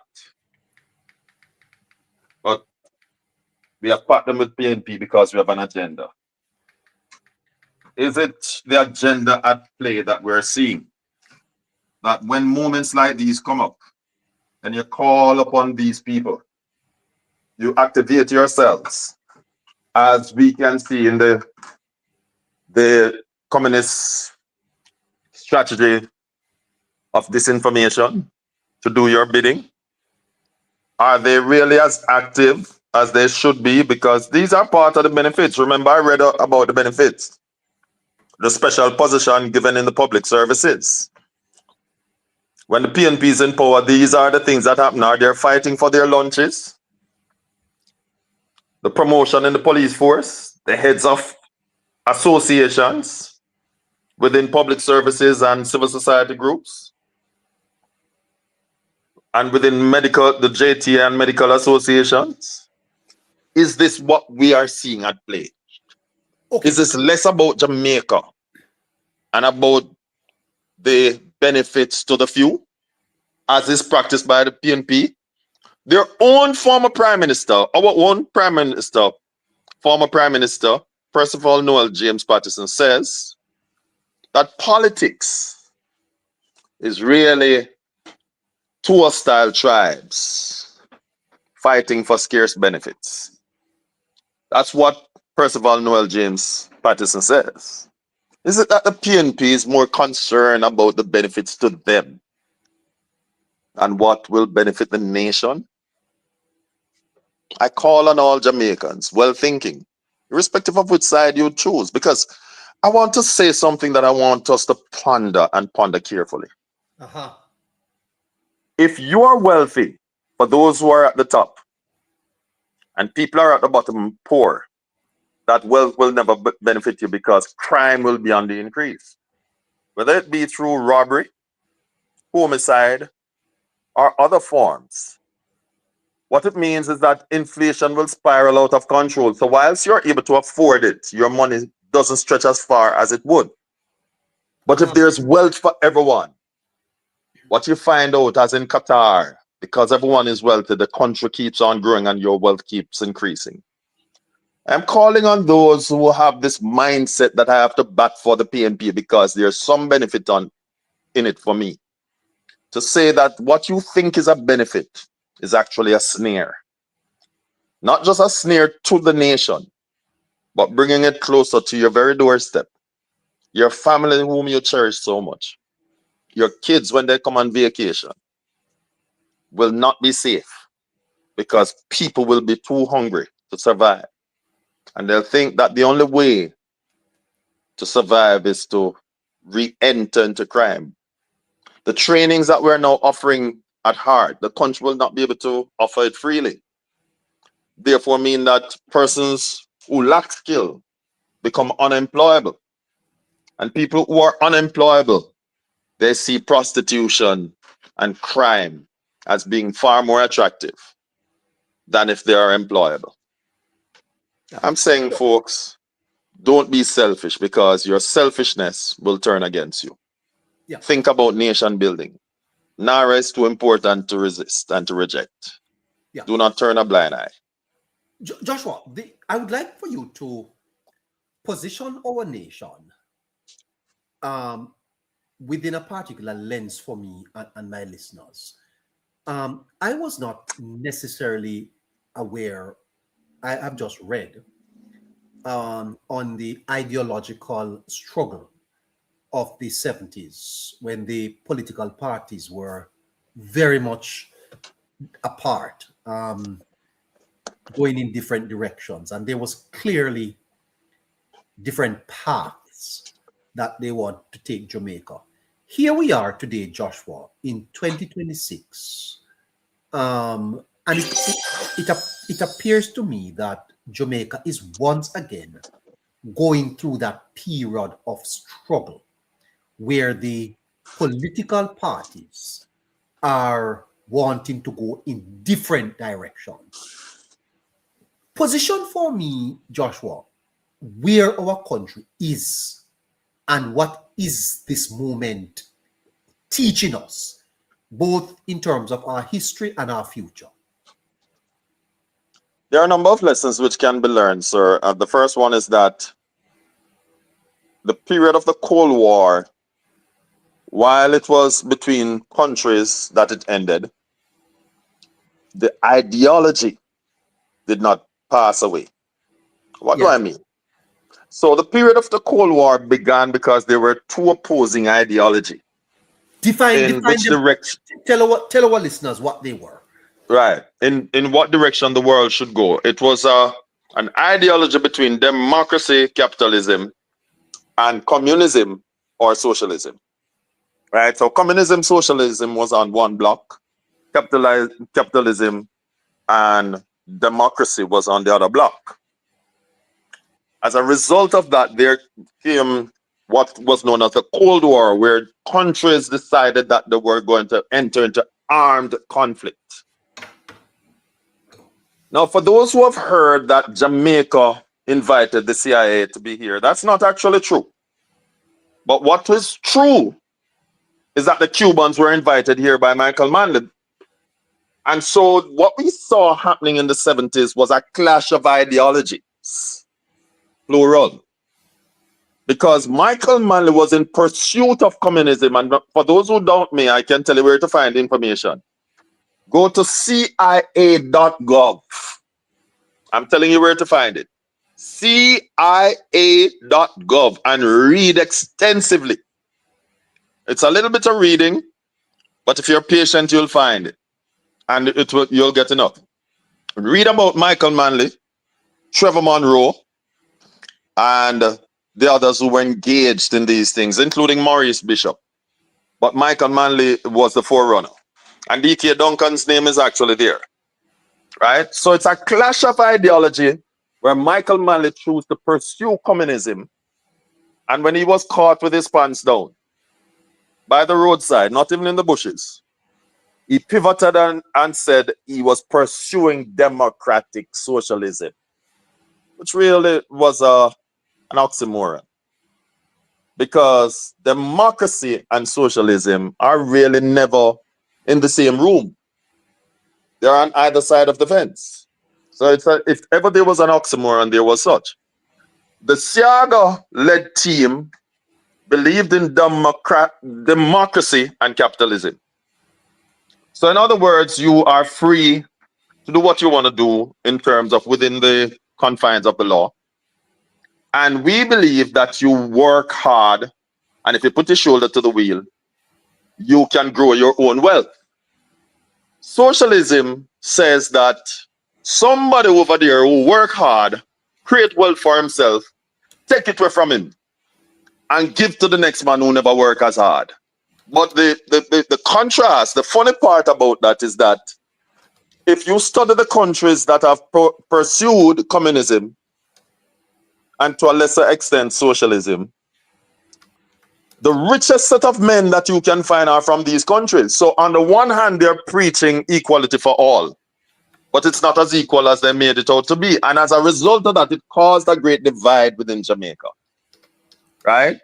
And so everything that was wrong in a nation that shouldn't be there started during the Manley era in Jamaica. I can give proof. The first time we ever heard of a child lives being taken as a result of politics was at Top Hill in St. Elizabeth. Michael Manley was actually on the scene. And I dare anybody to challenge me and tell me that it's not true. Even the most dishonest comrade could not deny that. Right? The old age home on Slipen Road in Kingston was burnt down. Michael Manley was on the scene. The first time in the history of Jamaica we have ever had such.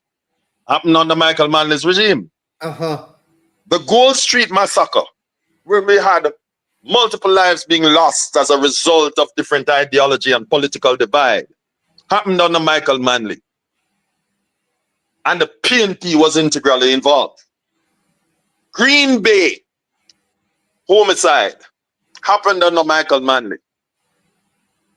Because and it began there. The first time that a political leader in Jamaica could be associated directly to Dunman was under Michael Manley.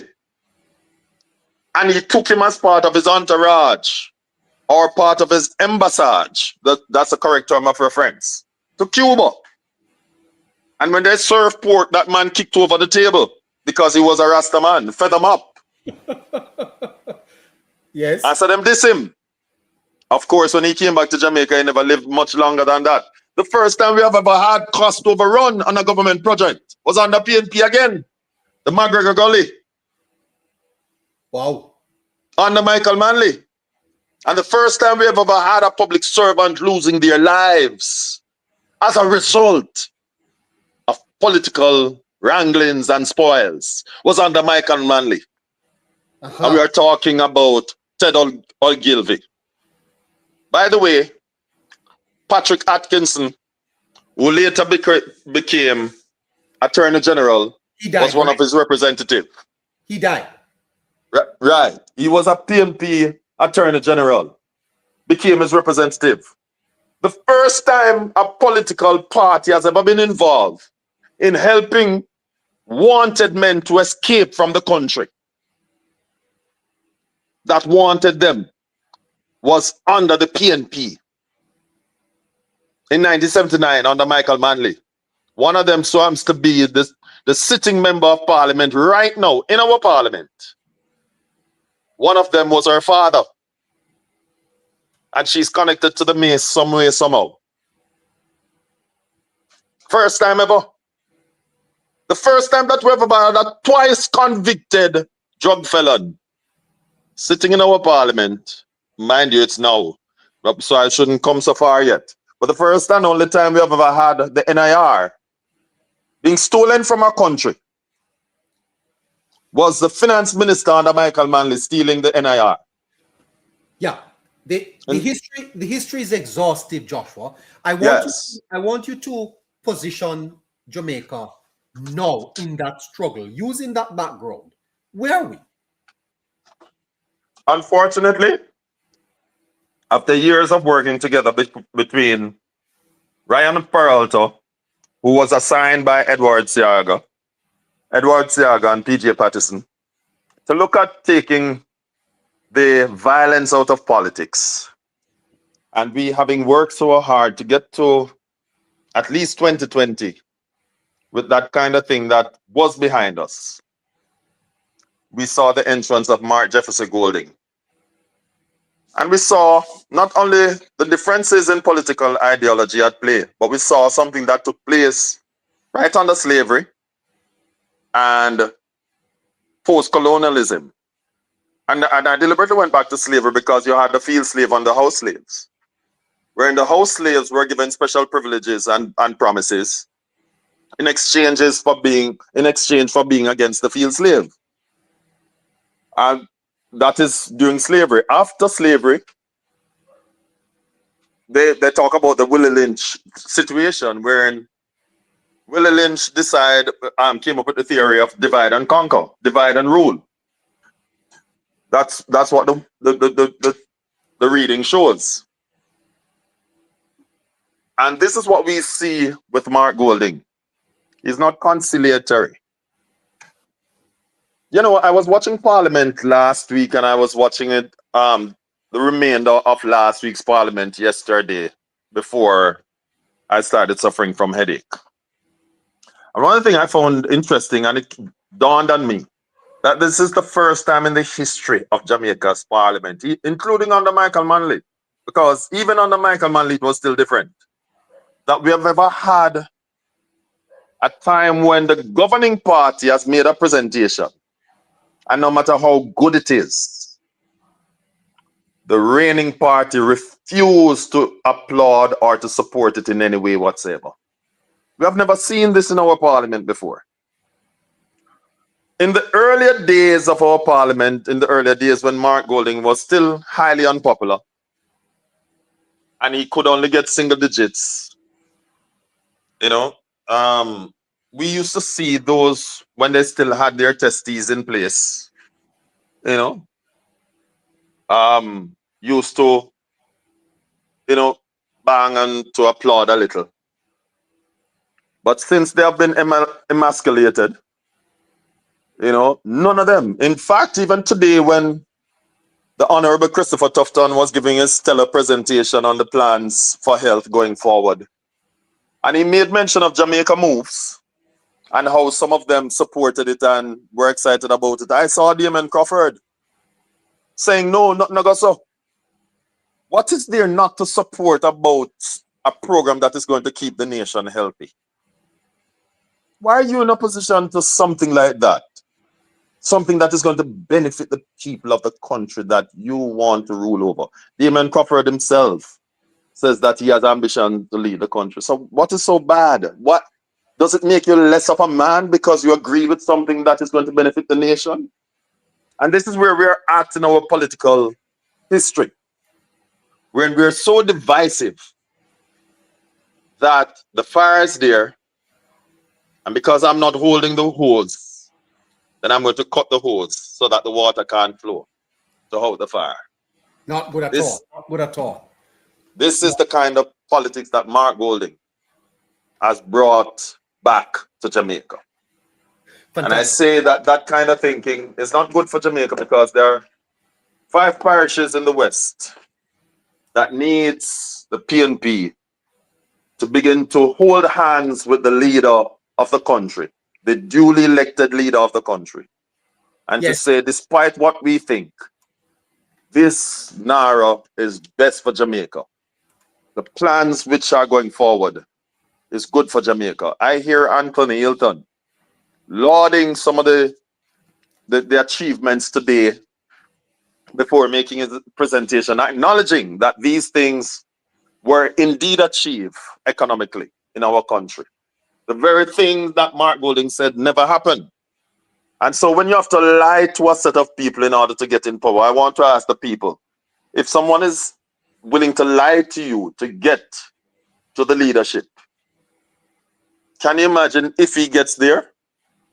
What can you trust about what is said to you after that? Okay. When he has ultimate power? Because this is what the PNP is stating, that the Prime Minister has ultimate power. Yes. So if he doesn't have ultimate power now, and by the way, it's not true. The Prime Minister doesn't have ultimate power. Because if the Prime Minister had ultimate power, NaRRA would not have been brought to Parliament to seek the participation of the PNP. Right? In addition to that, these court cases that the opposition like to boast about that they have brought against the government, there would be no court case because, according to them, the Prime Minister has ultimate power. Yeah. Let me jump over to TikTok though, and welcome protecting Jamaica. Hello, sir. Good evening, neighbor. Hello. Thank you for holding protecting Jamaica. Protecting Jamaica. I'd like to ask you to address the same question I asked Joshua, but with a different twist. Mr. Wholeness, protecting Jamaica, represents the kind of leadership that Jamaica has been lacking or have been lacking over many years. Now that we have him, the struggle for him to shine is real, and it is obvious that there is a struggle against his type of leadership. If protecting Jamaica, he is so good and what Jamaica needs, what it is that Jamaicans can do to support him more?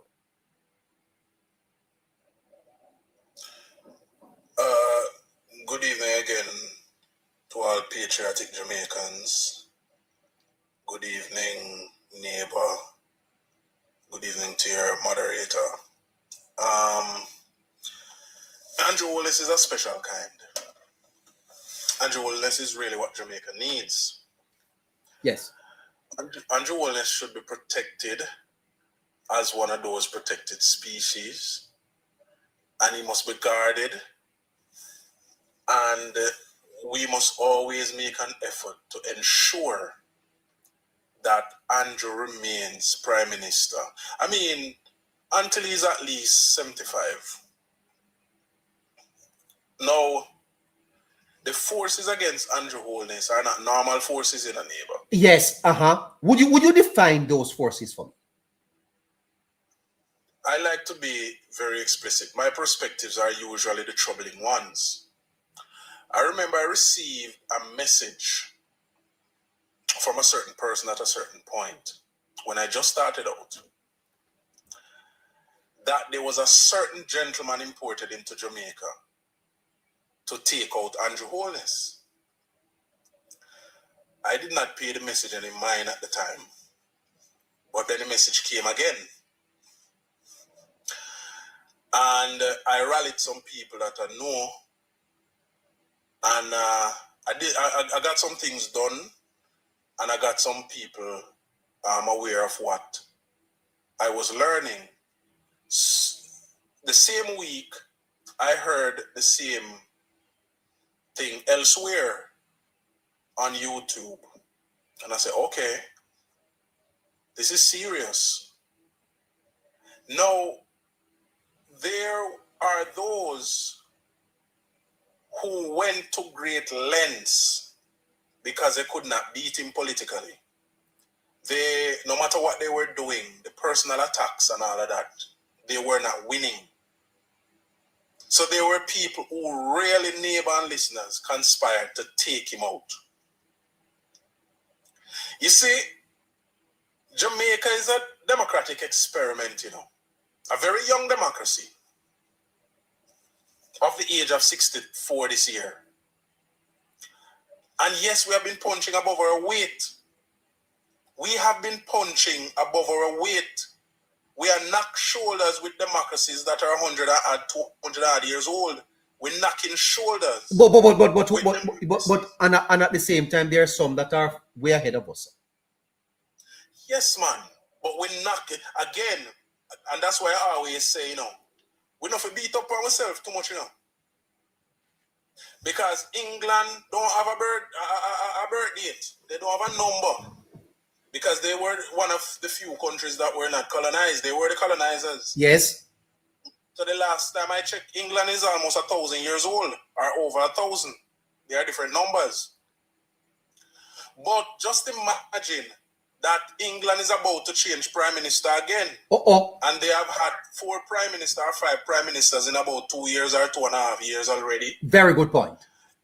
Very good point. So where are them? And then there was this recent report from UNDP that Jamaica is one of the strongest and most resilient and efficient democracies in the world. The Gleaner is reporting that today. We're doing much better than even those who call themselves first world. Yes, good, very good point. And so, yeah, and so sometimes I try to make the point, because look at it, neighbor. Yeah, it's an excellent point. If Andrew Holness were to call us to action, I would be leading a team. Andrew Holness is no Siaga, because if it was Siaga, it would have been, you think say a PNP would have talked about blood and fire? I would have blood for blood and fire for fire if it was another leader. Andrew Holness is the best leader Jamaica has ever had running the country. I commend him for taking the decisions that he has taken over the period, and there were a lot of times that I was looking for. But why is he writing to Golden 2 times if he realized Golden is not responding? Why not stop right? No, he has to. That's leadership. That's leadership. And if Andrew Holness recognizes that on some of the issues that will move Jamaica forward, we need consensus based on what the Constitution says. But good God, protecting Jamaica. You're going to sit down and make Mr. Golden don't talk. He's not talking to you. He's not responding to you. When is it that we are going to say, hey, what else can be done? And having learned who Andrew Holness, the mettle of the man, up until this point, I expect him to write again, and I expect him to write again and again, because it is the right thing to do. Mr. Golden, not nobody in a neighbor. That pale fellow, you know, that pale fellow is nobody, you know, and he has proven it to us over the period that he has come to the forefront. You know, he's a nobody. A matter of fact, to me, he's a non-entity. But since he's at the helm of the political process in our country, we have to mention him. No, you know what else? Neighbor, I am so heartbroken about many things in a neighbor. I remember Comrade Bert Samuels appearing on Nationwide sometime last year. And he made it very clear, he repeated it a couple of times too, that he's a Pan-Africanist and he's the head of the Pan-African movement in Jamaica.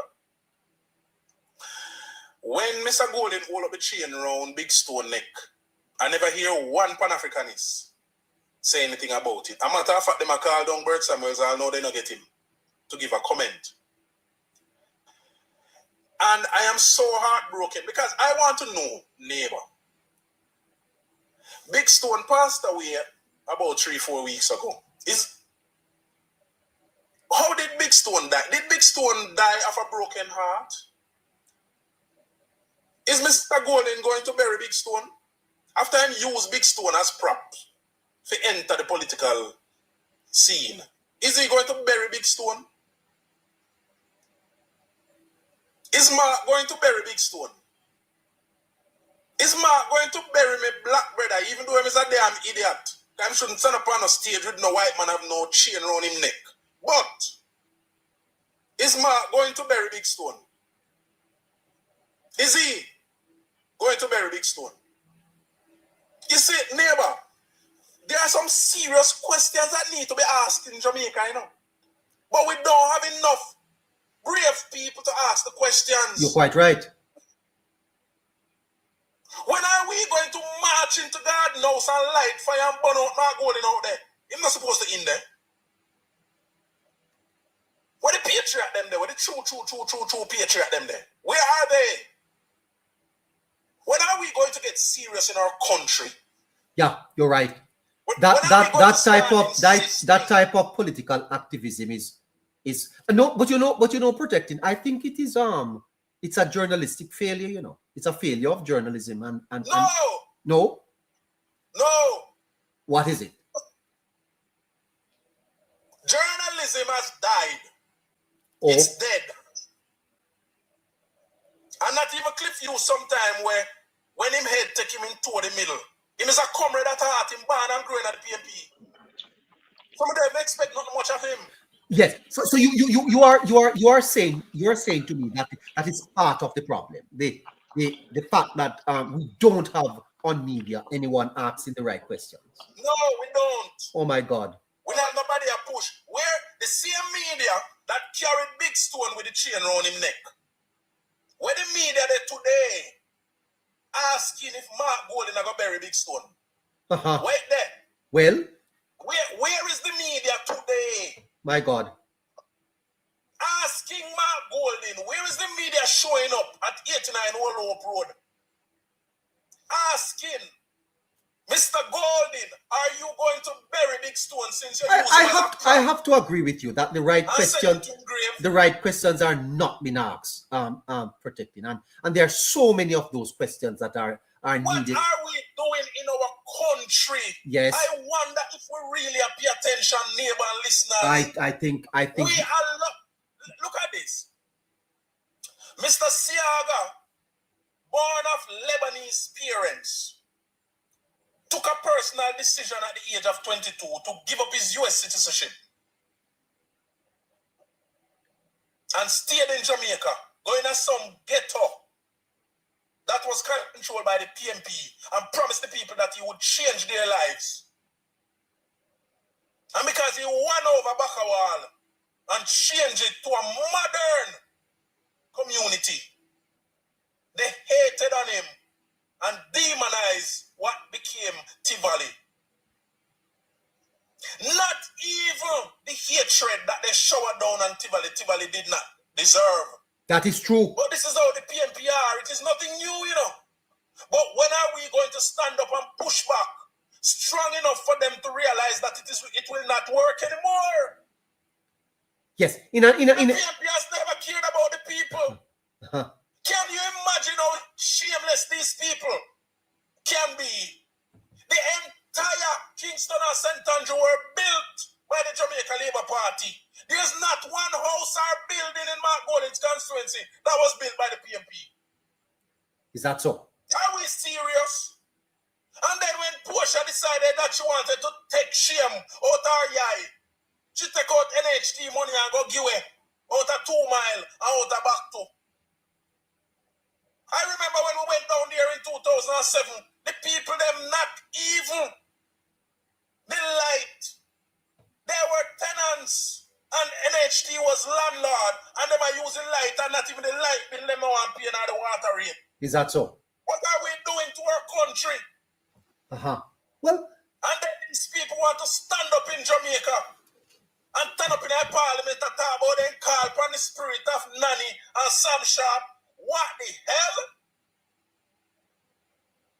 yes. So protecting. It's a inflection, a tipping point, a consequential moment, not only for the bill, but for the country.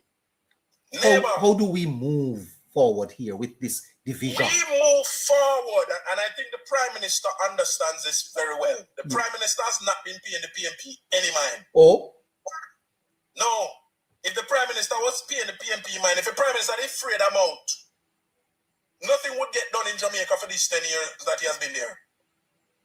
And because he's not afraid them out and he's not paying them no mind, why you see him get so much done? And that's why sometimes when I get the opportunity, I continue to repeat all the projects and all the things that he has achieved. Because if you listen to the PNP, the sky is falling. Yes. In the middle of the economy that Margolin claim, now go on well. He built 5 businesses. 5 businesses Margolin built in Andrew Wallace economy. While he's telling the idiot comrade them say, not now go on. I must tell you this though, protecting, that I have been on the road for the last 2 days seeking to gauge public perception on NaRRA, and I am disappointed. I must tell you, I am disappointed that Jamaicans have not heard about the bill. And if I should rate every 10 people you talk to, 9 have never heard of NaRRA. How is that possible? Neighbor, I am angry. I am not just angry at the PNP, you know, because PNP if you come out of Jamaica and go away. But I'm angry at the JLP. The JLP has never seen it fit to fight back. You see, the Jamaican people, you know, they view the politics a particular way in a neighbor. Even if I pretend, they want to look like you fight for them. And that's why they like the PNP. Because the PNP pretend. So they talk for the people and they fight for the people. That's why the people them like the PNP. Oh? Yes.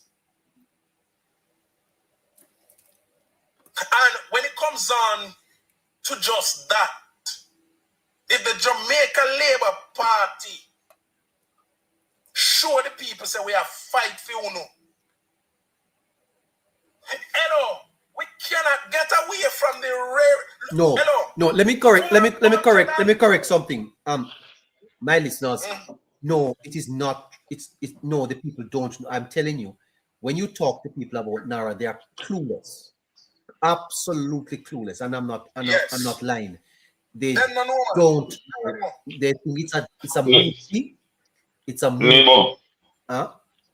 Neighbor? Yes?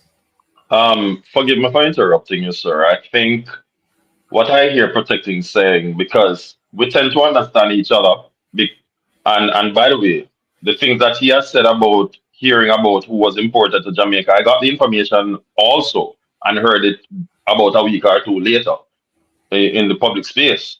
Yes. Right? One of my intel also brought the information to me. Right? So it is true, spot on. Right? But having said that, what I hear Protecting saying, he's not saying that people know about it. What he's saying is that there has to be more done to educate, to get the information to people. And if you get the information to people as to what is happening, people feel that you're in their corner fighting for them, even if it's not so. Right? Because when you get the information to them and you explain what is the purpose of this particular thing, so don't just tell them that we're going to do this, but you show them what is the purpose behind it. Then they start. That I said that people no, nobody don't know neighbor. But guess what? People again, I don't see the sense in trying to stay away from the politics.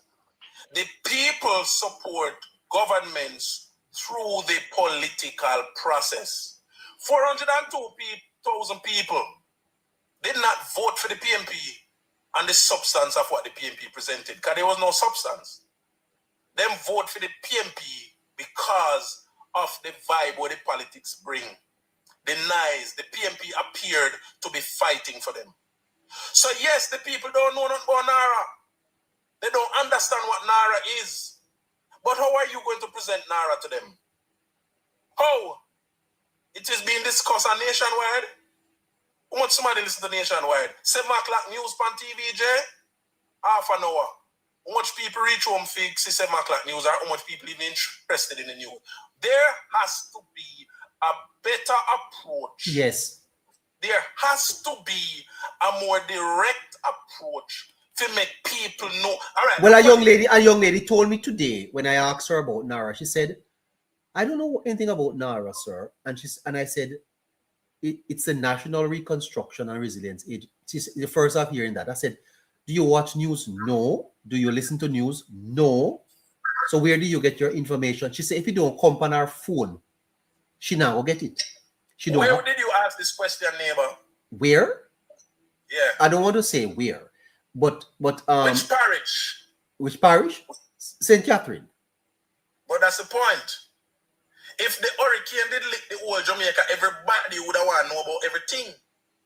You see? Again, where is but doesn't NaRRA affect St. Catherine? Neighbor. Yes. NaRRA itself is going to affect the entire Jamaica. Yes, but why not put it on on your phone? You know, when if I go to JPU or even Hello Neighbor, the first thing that comes up is an advertisement, you know. Before I can start watch it, an advertisement come up. When we are having election campaigns and you go to the Gleaner website, the first thing you see, you see an JP advertisement, YouTube, all over. Why are we hiding this information from the people? Why? And then when the PNP see something bad now, people start believing see something bad. Why is it not up on billboards? Just put up NaRRA.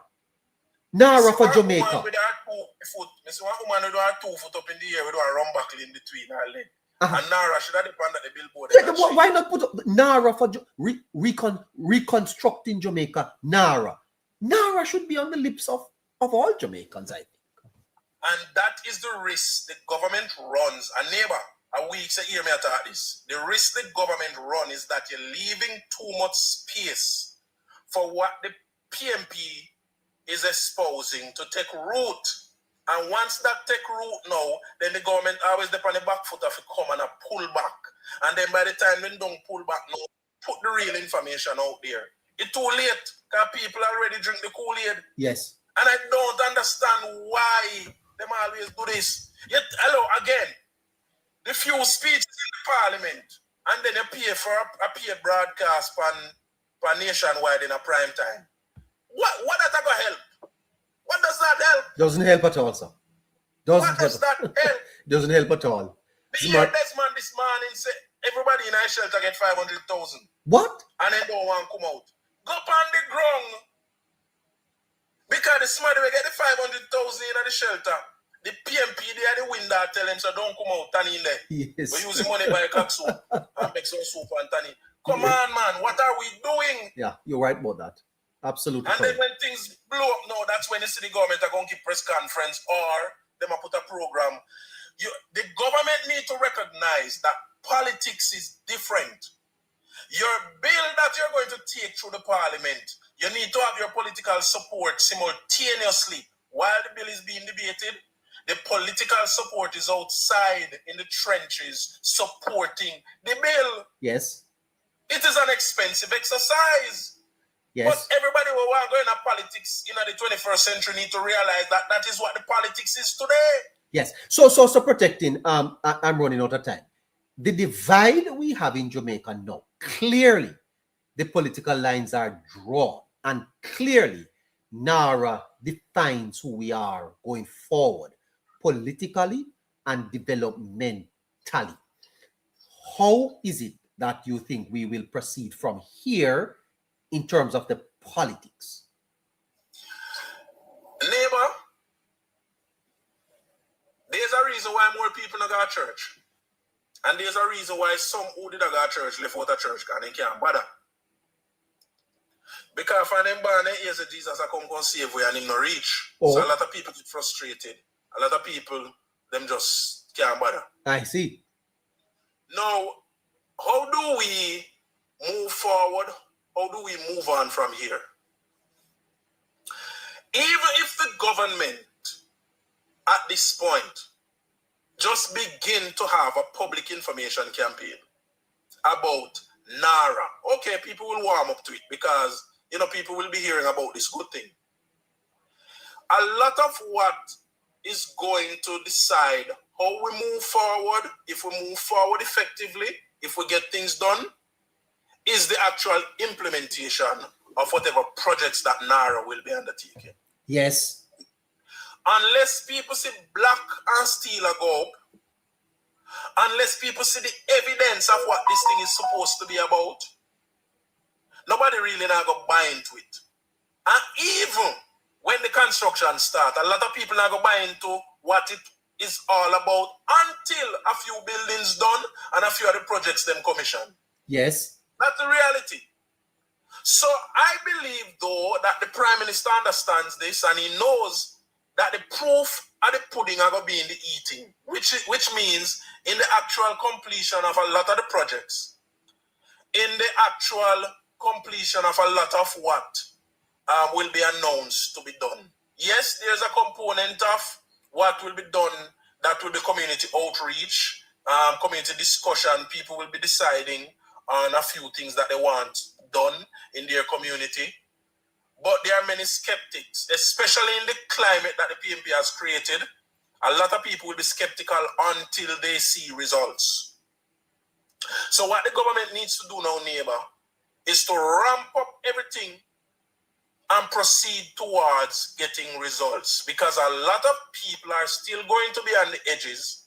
A lot of people still are going to be on the sidelines and look at, you know, and say, oh, me don't know yet, you know, me not sure what them I do. Until they actually see things. Now, yes, NaRRA is going to answer a whole heap of questions. NaRRA is going to solve a lot of problems. But neighbor, we're still 4 years down the road from the results. Quite true. So, in itself, I am waiting to see some results. Because neighbor, we can depend here, go and chat, but if we don't have results to show the people, if it's a seat that we need to tell us it's going to work good and with that working on no favor. True. All the people are going to start stone, you know, you have to jump off the internet. You better believe that. So right now, how we move forward and how we get to the next side of all this. Yeah. I see my listener with XJA saying, let's have confidence in Holness's leadership that in due time every Jamaican will be aware. Does he have a point there? Yeah, neighbor, every word that Widex say is true, but it is also true that if this thing not get ramped up and get some action going, we're going to have more people stoning the Prime Minister than figuratively speaking. Figuratively speaking. So yes, but we still need to get this thing going. That's the action part. Yes, and we still cannot run. We still cannot leave too much. All right, look at this, neighbor. I am telling you this now. Even while NaRRA is in full swing, the political conversation needs to be had to support. You see, politics is to support governance. Yes. So while NaRRA bill, the political side of the conversation needs to be strengthened. Or else, you're going to still hear the PNPs. See it there? The part they drop down our building, we did tell them say not going to work. You see it there? They start last week and not this week. It start already. Yes. 20 platforms are supposed to be built. And the Westmoreland Parish Council are hold up the $70 million to pay the contractor to continue the work. Yes. And 20 for billion or 6 bill already. Switch not go in yet. So the antics start already, neighbor. The antics start already. Yes. So you are saying that the project, or what WIDEX probably says, is that the project will advertise itself. Just get the process started. Right now, before next week done, me need for years that the Governor General sign the bill. Sign the bill. It is now gazetted. And before the week done, me need for years say NaRRA is established and constituted. And the following week, the Prime Minister jump on some of the low-hanging fruits and get some things going. If you do not get nothing going over the next 2-3 weeks, neighbor, we still have got a problem. Yes. Something need to get going. Yes. And the government cannot waste no more political capital. It is 35-28, and even though the PNP them are crosses, them still have people who listen to them. And we need to bear that in mind. Them have people who listen to them. Yes. Okay. Well, Joshua.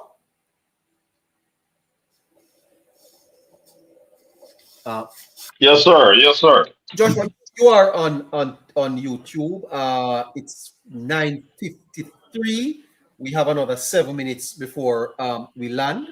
I give you 3 minutes to wrap up. All right. As I draw closer to that, I don't know if you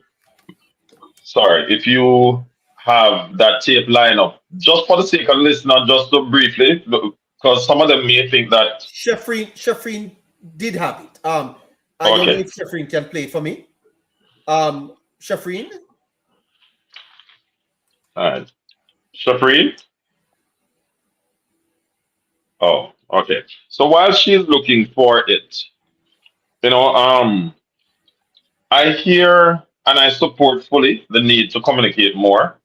And I think one of the errors that we are making is to say we don't have to chase after everything that's happening. It's not a matter of chasing after. As Protecting rightly says, is that the politics must follow the work or go before the work actually. Because there's both positive and negative to politics. We're not talking about negative politics. We're talking about ensuring that you operate in such a way that people see who is doing it, what is being done, and who is doing it. I'll give you 2 examples. After Nikisha Burchell won the Mount Pelion division there, some work that was requested by Oma Davis came through, and she walked around with camera showing that it's her work.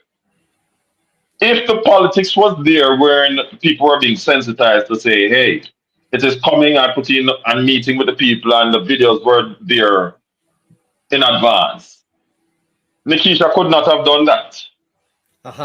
Right? In addition to that, I saw Wavelines doing something similar. Wavelines of the PNP.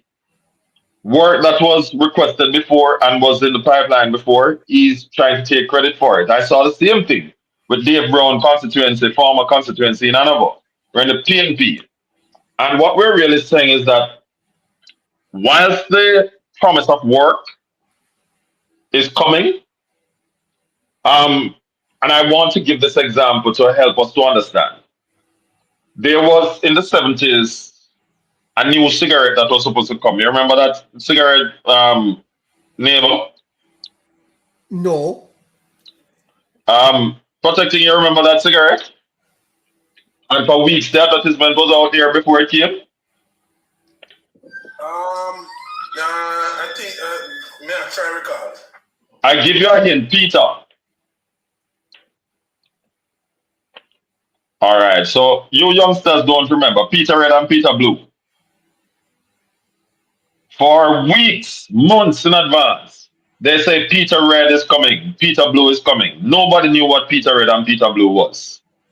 But it was in the airspace and it was on billboards months before. Everyone kept on wondering, what is Peter Red? Every child was wondering, what is Peter Red and Peter Blue? Until eventually, at the 9th hour, we found out that it was just a cigarette. If we can put up on the board, what is NaRRA? And leave it right there for the time being. As much billboard as we can, using government resources because it is within the purview of the government to try and get it to people, and it's not going to cost them anything extra to get it out to people. It is part of government. The budget is there for that, for information purposes. It's not for the party, it's for the government. To get it to the ears of the people to say, hey, NaRRA is coming. Yeah, And then you turn up. I think we have the tape ready for you, Joshua. Sheffrey, you have that tape ready for me? The sound is not coming. The sound is not coming. There's no sound, Sheffrey. Sorry, Joshua. I'll resolve that. Go ahead. Right. So, where was I? Yeah, I'm saying that in the budget, there's room for advertisement, right? And to get the information out to people.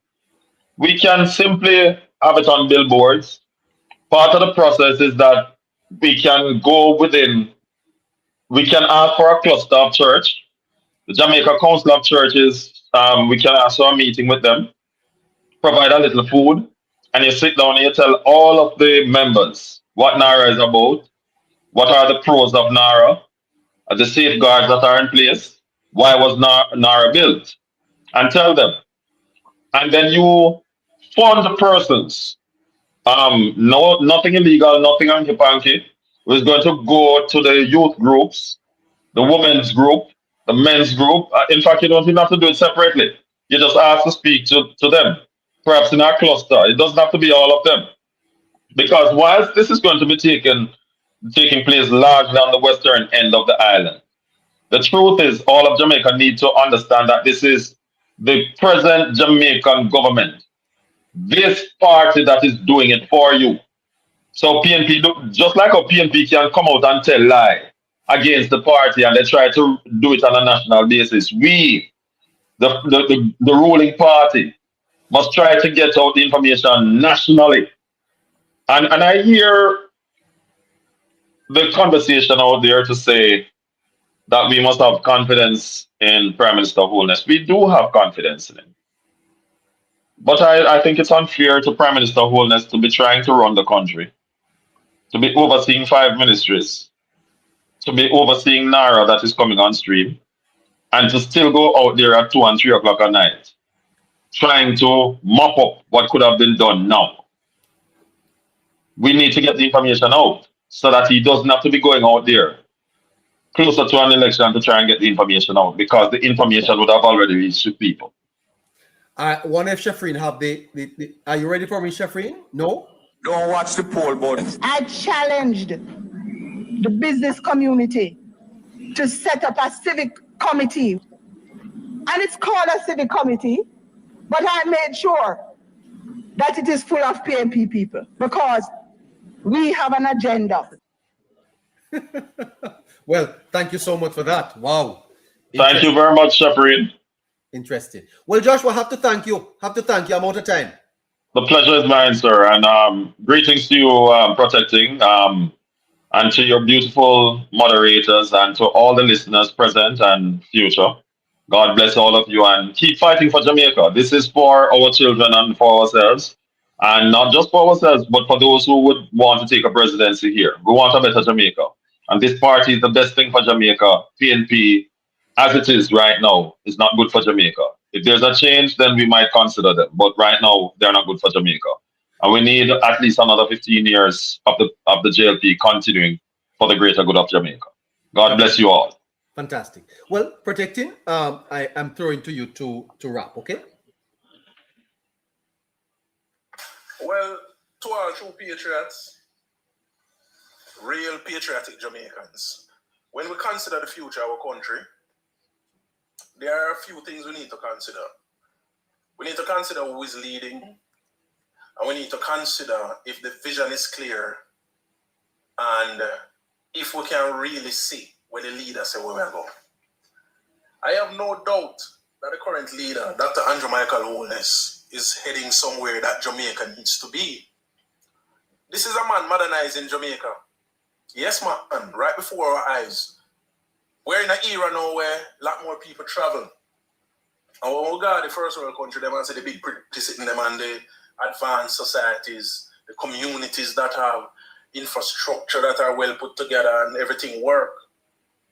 Some away, we pick back away and say we're not go back to Jamaica. Enough run off, then cross all through border, gone through bush to go foreign. We can have that, you know. We can have that. And the only person that I've ever seen in my lifetime who really want to give with that to Andrew Michael Holness. Jamaica is on the up and up. We still have a few issues, but we're heading in the right direction. Now, Andrew Holness can outlast Mark Golding, and that is one thing I'm happy for. Andrew Holness can do another 15, 20 years. Mark Golding have soon gone in bed, we soon have to buy a walker game and something there, and put him in a wheelchair. But we must not lose focus. The PNP, they are leading their charge on lies, disinformation, misinformation, and we must not give in to them. Jamaica deserves Andrew Holness. Jamaica deserves a better future, and we must stay focused. We must be true patriots. We must stand up and continue to champion the cause of a good Jamaica. We must continue to stand up and champion the cause of a prosperous Jamaica, a progressive Jamaica, a modern Jamaica. And that is where I think Andrew Holness is leading us. Now, NaRRA is going to take us there by 2030. I have no doubt. But we must insist that the communication on NaRRA be clear and it must be direct. All patriotic Jamaicans, want to continue to work good, continue to research, continue to try to know about your country. Dig up little history, man, and dig up some information about now as we chart the way forward. Good night, all patriotic Jamaicans. Good night, neighbor. Good night, Caroline. Fantastic. Great. Hard work. Thank you for that. Well, YouTube, that's going to be it for us tonight. Want to thank you so much for tuning in to us and for hanging out with us. We've been here with you until from 7 o'clock. And it's time to say goodbye until tomorrow, when we will do this all over again. Please remember to join the membership, and you will be very happy you did that. Subscribe to the Hello Neighbor show. Turn on your notifications so that you will get good and fresh content. We are going to be doing some new content for you. Those should be coming out over the next couple of days. So turn your notification on so you'll get the very best news commentary and analysis from us here. I'm going to be doing a special on the NaRRA bill from the neighbors' notes. Stay tuned for that. Those should be out. And if you are not part of the membership club, then I think you need to join that so you can get my exclusive content right on your phone or your laptop or your computer. Want to thank you for tuning in to the program tonight, and we'll join you again tomorrow when we will do this all over again. In the meantime, have a fantastic night on YouTube, and thank you so much. All right, bye-bye.